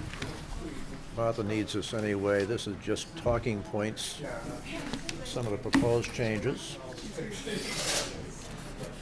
Excuse, but meeting is still going on. Hi, John. I just drafted up these. These are some items that I had ticked off.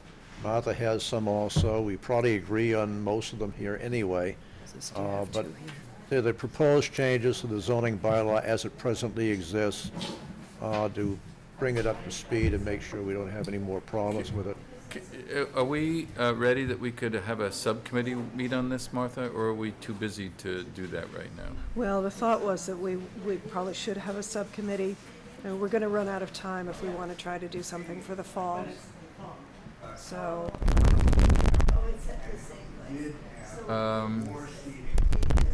Okay, well, you want to do it? I think Martha and I can get together and pull together this stuff to make the changes to have it ready for the fall meeting. Why don't you do that and just keep me apprised of what you're doing, Sure. that's all? Because I just want to learn about what you're talking about, I just don't know.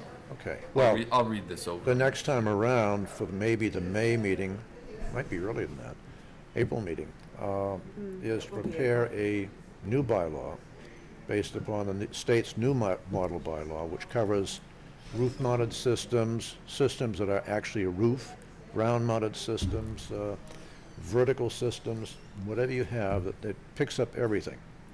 Because this is limited to ground mounting, so if somebody came in and said, I want to put a roof-mounted system on a huge set of buildings, like was proposed before perhaps, we're not covering that. We don't have anything that covers that.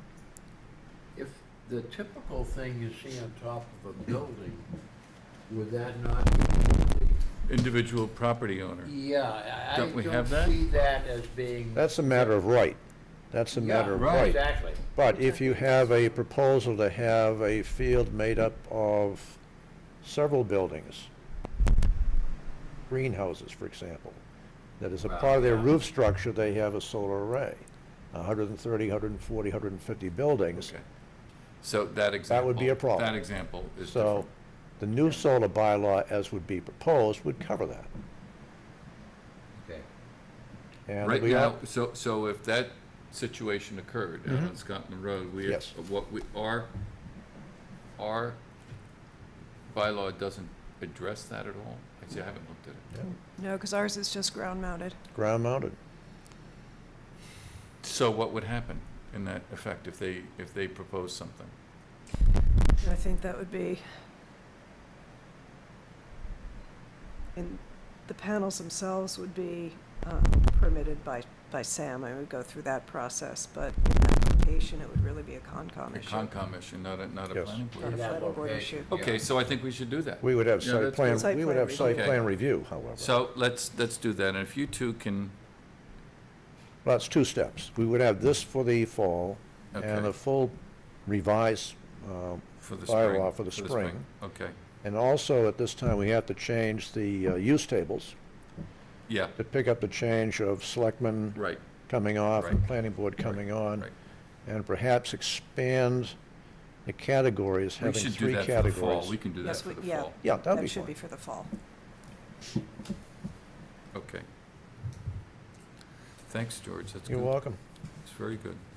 Anything else on, oh, I did hear from, did you get my note about, is her name Mo? What's her last name? Sorry? So, I think we have a meeting next Wednesday at 9:30 at a Caldwell, Martha. Okay? Right. And that's to go over our attorney's response to Caldwell's, I don't know if it was the board's opinion they gave us regarding, their interpretation of the deeds and that other stuff, so we'll meet with them next Thursday, so that's good. And then, aside from that, we have board liaison reports. Did we want to talk about the Scotland Road project at all? Yeah, let's do that. George, you weren't there, but did you drive by? Do you know where I it is? drove by, I know where it is. Okay. Scotland Road. And Martha, what do should you I wanna- should I get the aerial? Would that help? Oh. In red.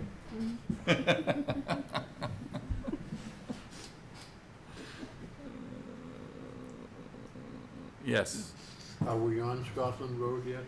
yeah, Yes. right now. Can I say something? Yeah. I've talked to you, I've talked to the Cunningham family, talked to the developer and the engineer. Because we are on the cusp of what I humbly suggest are inadequate or improper documents for stormwater and subdivision, what I would like to do is meet with them and see if we can negotiate something that conforms to the new ones. I would expect it would be probably cost neutral, might be to their advantage somewhat. Everybody's happy with it. I just wanted to, get the backing of the whole planning board, or not, before I did it. It would be strictly the technical aspects, such as, just as a single example, we require now a 3-to-1 slope for a cut, which is way, way, way more than we need. We're wiping out a whole bunch of vegetation that we don't have to wipe out, adding to the developer's cost. If we're gonna make the developer spend some more money, I would rather he plant trees than wipe out trees. It's just one of those dumb things that it seemed like a good idea at the time, I guess, to somebody, but really is not a great idea. Can the Conservation Commission waive those requirements? Pardon me? Is it the Conservation Commission that could Waive. waive some of those requirements, like a 3-for-1 cut? No, that's nothing to do with them. That's the subdivision, that particular one. That's just for us. I'm sorry? That's just for the planning board? For the If subdivision. the new one changes it. Yes. Okay. The old one states that it shall be a 3-to-1 fill, 3-to-1 cut. 3-to-1 fill makes sense. 3-to-1 cut does not. Okay, But but that's that's nothing still to in do with the effect right Concom. now. It's still in effect, and can we waive any portion of it? Yes, they could, Oh, they we could, could, they yeah. could, they Okay. could submit Yeah. a Oh, yeah, series of That waiver. would be the idea, that Wa- we would have to waive requirements and Right. Yep. swap them for new requirements. There are some things in the stormwater that are way, that are just have gone away. Right. That nobody's enforced, nobody's tried to enforce, because that one is limited to the MS4, and we haven't had one of those yet. But, and this one is not in the MS4. But there are some things there that are, last week's newspaper. Rainfall intensity for the larger storms, for example. The present thinking is about 50% higher than what is currently required by our documents and the state's documents, for that matter. So that would mean, that would be an increase in cost for them. A decrease in cost would be the slopes, as an example. So, John, let me, I'm happy to do, I would recommend to the board members that we do it. Yes. Yeah. But my question is not so much that, but we've been on this, we've been on this now for some time. When is the Concom going to take up the, next month? Their yeah. July Yeah, meeting. they ran out of month this time. And then secondly, when can we get the subdivision regulations done? I mean, now, by the way, are you getting this new person? Well, that's something I want to talk to you about. We need to put together a job description. Because it seems to me that once we get that person in, they can do minutes, they can do a whole series of, I'm guessing, about the work, the tremendous amount of work that you have to do on that administrative stuff. So maybe we can get at the subdivision regs. But, I talked to the developer, as Oh, yeah. he and I were walking forward. And he was very much aware of the potential I talked changes, to him, and so he's fine. His brother. He very much appreciate, in other words, he appreciates it. Well, I think it is in everybody's interest. Yeah. Because there were some extraordinarily goofy things in both of those documents that we really Right. should be. Right. But they're very happy. In the interest of everybody, And including they're the very planet. happy to do country drainage. I'm sorry? They're very happy to do country drainage. Yeah, well, they should be because it's cheaper. And Cheaper. now, guess what? It's also way, way more effective And it's what we want to do. so- environmentally, sure. So what you would do is negotiate the elements that can be documented for approval by the board. Yeah, well, I think what we would do, we would kick the thing around on those aspects of the old subdivision rules that I consider at least to be kind of dumb. And they can, as far as I'm concerned, I would like to get input from them on how we can kind of even this out. And then I would see, as Martha suggested, they go in as requests for waivers. Right. Right, they would have to do that. Yes. Yeah. And the board It's the only would way they approve can it. do The it. board has Oh, to I know, yeah. approve the waiver. So I'm And that fine would with be that. a case of when that comes, that's what the board approves. Right now, the board is not doing carte blanche waiver approval. They're just authorizing me to talk with them on technical matters. Policy, I'm certainly not going to go there. Okay. Yeah. So I think we're fine with that. Good. Any other observations from the walk? I thought it was a great property. Yeah. Great. I was Is surprised. the silver mine up there? Yeah. Yeah. Yep. It's a hole in And the, I've seen the property. it's a hole in the because ground. And I saw Jim Cunningham's presentation, walking up through there, talking about the silver mine. Oh, we did. Wow. Yeah, it is. Yeah. And that was a family dig, wasn't it? Yes. Yeah, That's what he said. yeah. There's holes like that all over Newbury. Elizabeth? Yeah. Any thoughts? No? The only concern I had on this was, what's the appropriate, I guess, is it called secondary egress is what, and I still don't know I don't know the purpose of it. You know, this area here, I'm not sure what that's for. The gravel. That Emergency. was for the Emergency. other, what do you call That's it? for the yield plan. Yield plan, yeah. That's for So- the yield plan. So only, That would yeah. not be Then- applying to And then, this. what were we talking about for this? I don't remember that. Because this lot Is is, correct me if useless. I'm wrong, Yes. Michael, but we had talked just casually about And if this were ever I told the developer that, and I said, you gotta get rid of that. And he said, okay. converted, but if you got rid of it, maybe you could make it into parking. If this is supposed to be open space accessible to the public, one theory was you could have people park here and then they could Yeah. egress by foot. So our issue is, if this is gone, and they get their landscaper, and they come up with a new plan, what do we think this should be? Do you know, in terms of public access? I mean, it's not insignificant amount of land, and it might be a decent place to walk, and I don't want to get into what we've been going through in other places. So, we just think we need to think about it. What do we think?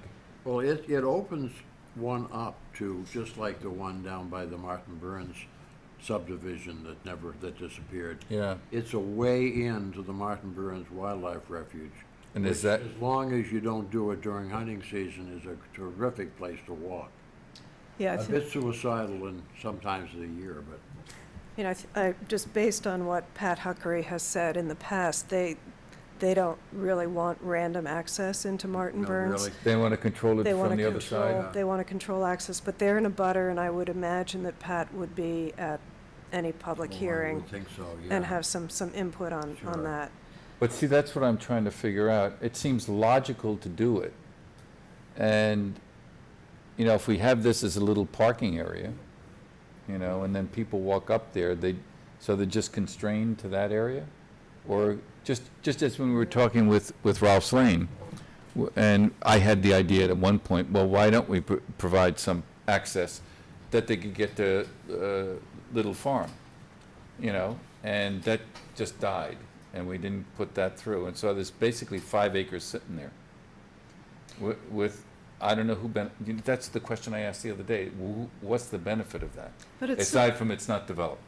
Yeah, it's not developed in, Yeah. well, I'm a walker, so I let me count the reasons why I like that idea.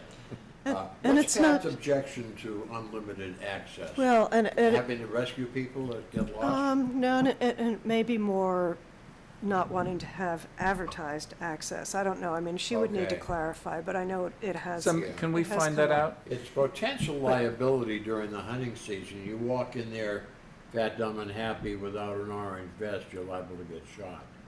No, that's not good. Especially, you know, the old saying, if you're brown, you're down. If you're red, you're dead.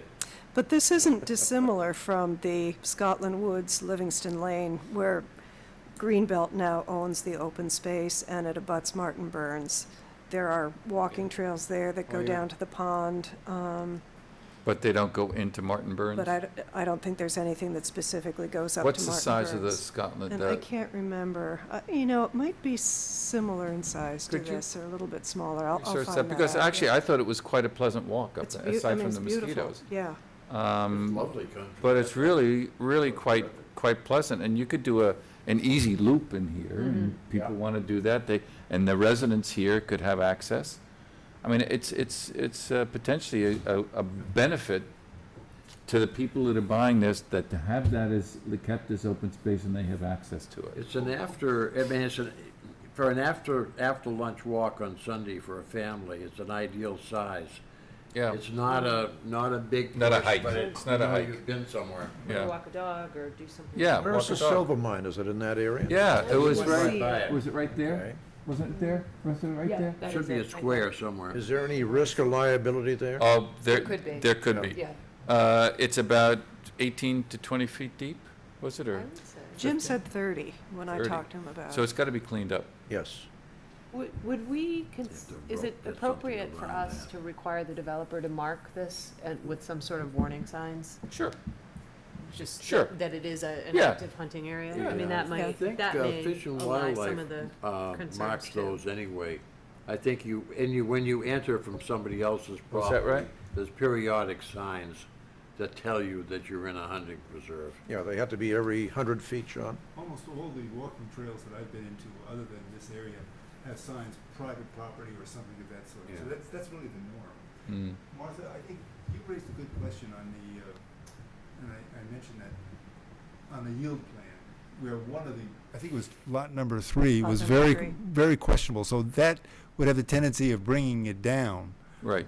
bringing down the yield. So It might, although they didn't request any density bonus for open space, so they might end up back at the 21. yeah, what I'm saying is the removal of that one lot, I guess it's lot number 1, may not require anything else if in fact their yield went down by 1. If the yield plan went down by Right, 1. and I think that's going to be the first thing that we really have to look at is Oh, yeah, we'll have to the sort yield that out, plan, yeah. yeah. But none of, you know, that was very positive. The developer, the engineer, I mean, I think that they responded very positively to everything we went through.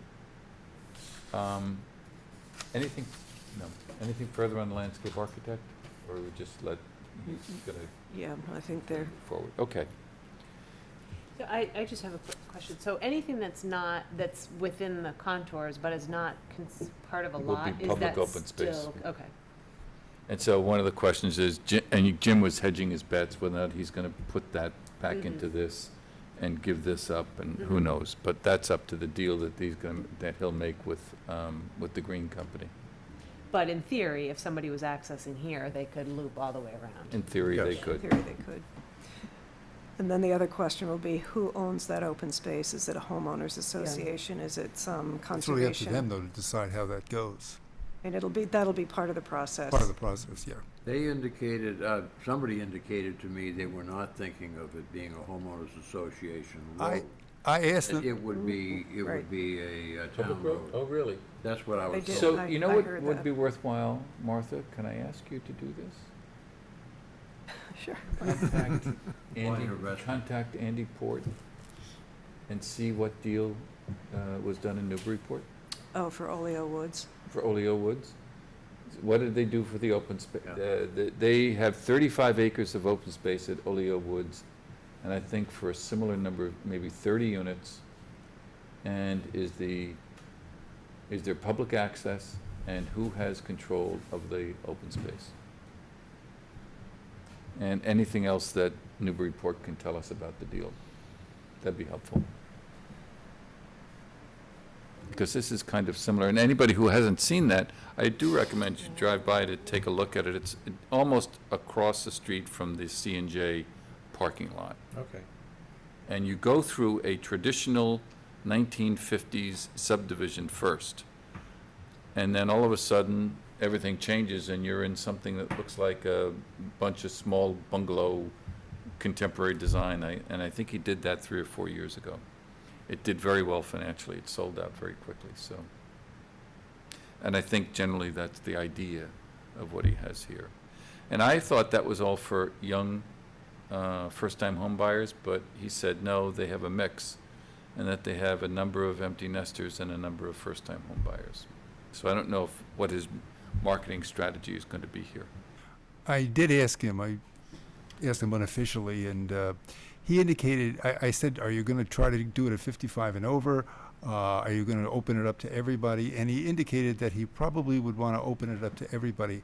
However, he said that he's leaning strongly toward, and this can change, this is not a promise, strongly toward first floor master Master bedroom. suites. He said that It's a good- before, Yeah, right. Yeah, which is going to, as a practical matter, lean it or push it toward 55 and over. That sells well.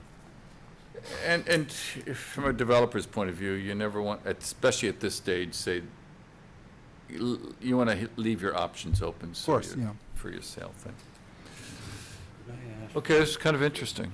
Eric? Any other comments from anybody on this? Subdivision rules, the latest version. No? The current That draft. you've got, and I believe you have the latest still, stormwater one. Okay, let's, Susan doesn't have a more Pardon me? current, Susan doesn't have a more current one. I She have one has it, question. yeah. Is the I'm built thinking permit why you there, were so- doing it, okay. you Permit, both, how but many yeah, lots if you'd in rather the- I No, ask no, no, Susan. that's fine, that's fine. This is what we're dealing with. the yield plan, The first time, you know, all right, if you were to develop this normally with a, you know, the previous version, minimum lot size and, of 40,000 square I feet, thought she had the latest. how many lots would he fit on here? And supposedly that was 21 or something like that. So you translate that and put it over here, and that's what it is. So But- then he can reduce the size of the lots and put it on the, But for our purposes, in terms of evaluating the yield plan, I mean, there's been a lot of talk about the road. Mhm. And how, as we're looking at it, how much, are we really concerned just about the lots and where the lots fall and whether they're viable lots, as opposed to being so concerned about the road? I think it's Well- viable lots. Well, I think for the yield plan, it has to be a viable road too, because otherwise he's looking at a cul-de-sac that way exceeds our Okay. So limits. you're looking to make sure everything It's else gotta is be a viable? it's gotta be a Okay. viable Okay. Something you subdivision. could Yeah. really build Okay. and Yeah. design A properly. buildable and subdivision. approve. Okay. Okay? Anything further on Scotland Woods? No. Good. Okay. Board of Selectmen, anything new? Probably the major thing is they did vote to set September 15th as the Right. date for the special election, Right. for the ballot question for public safety. It was And the police station is what, Yep, okay. Yeah. police, okay. fire, town hall. MVPC is not meeting June, July, or August, which I guess is new. I don't remember when David was there when that they met, but maybe it was July, August. I think anyway, they then. took off July, August. Now it's June, July, August. So I've not much to tell you. Concom, I guess Yeah. we. Well, the we've heard- stormwater, the MVPC Stormwater Collaborative has invited people, freebies, to go up and listen to the UNH Stormwater Center's patter, which is excellent. I mean, for anybody that's interested, definitely I would recommend. Martha, you went years ago. Right. It's really, they've got quite an operation there. And they're springing for it out of some pot of money somewhere. There's only gonna be a few people going, so anybody that's interested needs to get. Is this part of the thing that's sponsored by MVPC, or is it Pardon just me? independent? It is being the trip is being sponsored by MVPC, yes. Yeah, I will. Stormwater Center is an independent part of UNH. They make money by doing research, basically. John, anything further to report on that, what is it, the group that's getting together on the Oh, the sea level rise. The task force. We had a meeting, I think I mentioned, I think it was prior to the last planning board meeting, Yeah. maybe not. Yeah. But we met over in Salisbury Town Hall. Right. As individual towns, and there were only 3 of us from Newbury, Doug and myself, and Hans Tans from Pine Island Road. Unfortunately, things got confused, and we weren't able to sort out the available dates for people. Every town had the same problem. Everybody was running, instead of the 6 people, they were running 3 or 4. We talked about the vulnerable areas in Newbury, and the young lady from Ipswich River was writing down carefully. Joe Cosgrove was sitting in on our session for a while. He was kind of wandering. And what's Catherine's name from CZM? I can never remember. Glenn. Catherine Glenn from CZM was sitting through our whole thing. Various people were just attaching themselves to the various town groups. And we have since gotten back a sort of a spreadsheet enumerating all of these things and leaving room for what's the next step. Unfortunately, I don't know what to do with it, except I basically, the way I sent it to zip type, and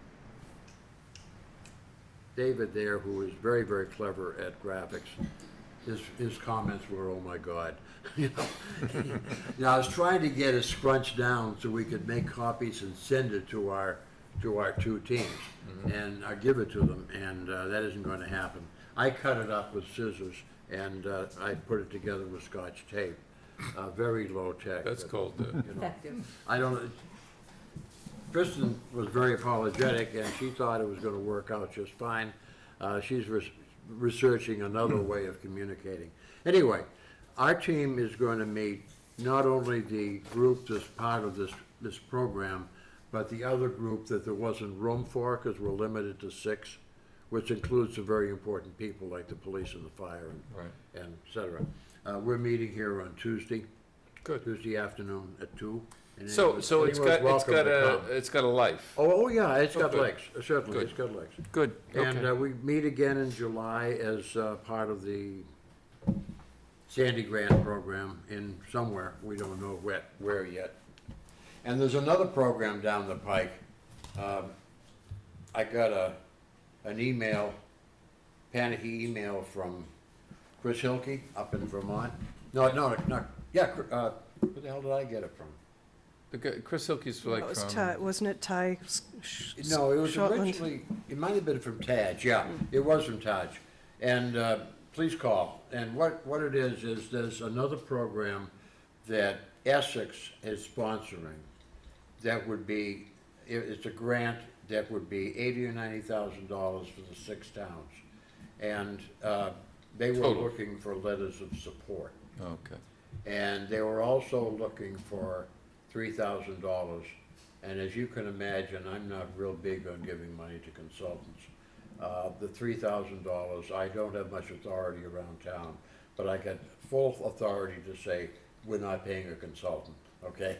So the alternative is a volunteer, run up the hours, and I think volunteer time is worth $22.50 an hour, so that's 133 hours over a year or so. That we can put that together real easy. So that's the way we've gone. And we won't know for another week or so how we did. So there we go. Lisa O'Donnell, one of the select women. She's the chairman of the Essex. select board in Essex. Essex. She's the one that's pushing this. Yeah. Very sharp lady. Well, it sounds good. Thanks. Any comments on that from any, or questions? No, that's good. CBA? ZBA, I actually liaised on June 11. Whoa. There were 2 cases. One involved a small lot, a young couple want to build a house on it. Maximum height, maximum footprint. There was one heavily pitched roof which will hold solar panels for generation of power. And that roof was a little too long. And it increased the footprint, so it really is a little beyond max footprint, not by a few feet, but by quite a few. So they're going back to the drawing board. They can take some, It's on Plum Island. yeah, it's on Plum Island, a lot where a mobile home used to be. So it'd be nice to see that That's go on, nice. a nice house. And they're gonna be cutting off some of the building on the northern end, so the footprint will be contracted to the proper size, and they'll come back the next meeting, I would expect. Another house conversion on Plum Island. All it was to increase the height of the house enough to make it walk-up around room in the second floor bedroom. You and I would have to walk around like hunched over. That will be improved, nowhere near the 35 height max for roof, so that was passed and allowed, so that's good. We had a presentation from the fellow or representing the group that wants to put a monopole wireless tower in Pearson Plaza at a height of approximately 150 to 170 feet.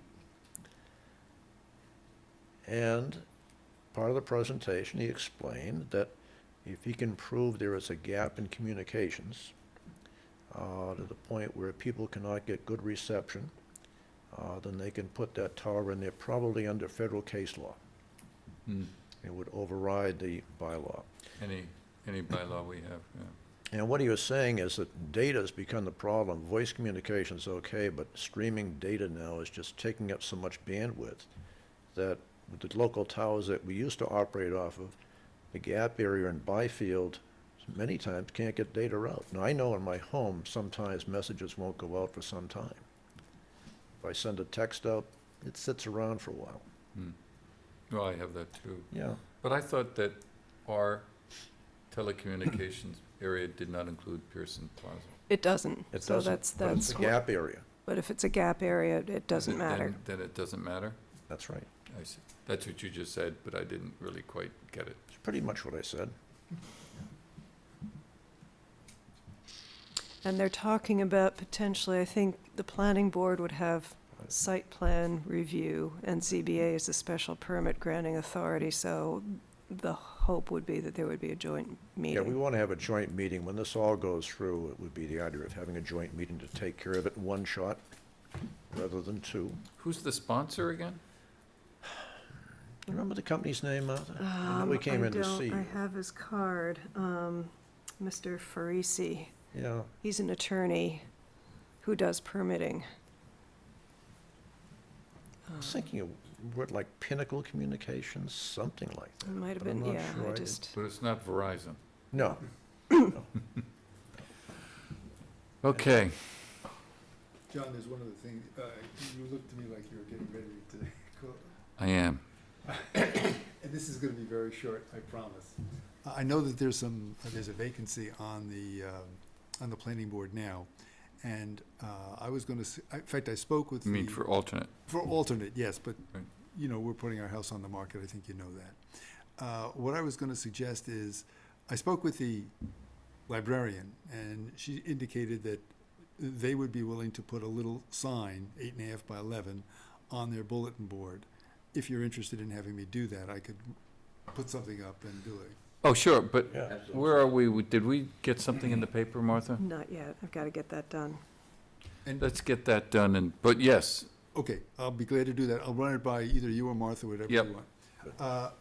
And a second thing, and this, I have to give Carla credit for this, she suggested, and I think this would be a much more targeted approach, would be to ask the Board of Selectmen permission to put a little notice in the tax flyers, asking people if they would be interested in serving on the planning board. I'm not sure, I think, can we do that? I think we'd have to run that by We have to see. Ginny and Leslie, probably. We'll have to see. I mean, we always think of using the tax forms as some kind of communication. I know John didn't you do that? I'm sorry? Didn't you put something in the tax forms a year ago or so? Oh, yeah, on- sure. Stormwater. So we It's not have done it. illegal. It is not illegal. It's not to do illegal, it's that. just a question, will they allow that in there, because it's. I can't anyway. imagine that they wouldn't, but, you Yeah. know, it would be up to them. It's used for any number of things, so they might Yeah. have other things on the list they want to use it for. Yeah, they're not good, nobody's gonna wanna spend more money, Right. okay? But if you can stick it in for the the maximum postage a minimum postage they're paying Absolutely. anyway. And you're getting a targeted audience. We're getting an 8.5 by 11 in, folded up quite comfortably. Okay. All right, but, if The you wanted person me to see pursue that, is, I could go to the- Pursue the library, That's good. absolutely. Let's get an ad Press out, release. all right? Yeah. Because we need to do that, because there's some other alternatives that are sitting around that we The could move selectmen on. have to approve that, by the way. Yeah, Yeah. would you want me to contact them or something of that sort to see what their reaction would be, or should we put that on hold? No, I think you can go to the library. I'm talking Yeah, about it's the mailing. Oh, the mailing? Yeah, No, that's the problem. no, we'll think about that. I think let's get the thing posted first in the newspaper. Anything else anybody wants to bring up? We'll do adjourn. Ah, Second. that was done quite Aye. quickly. Aye. Thanks, all.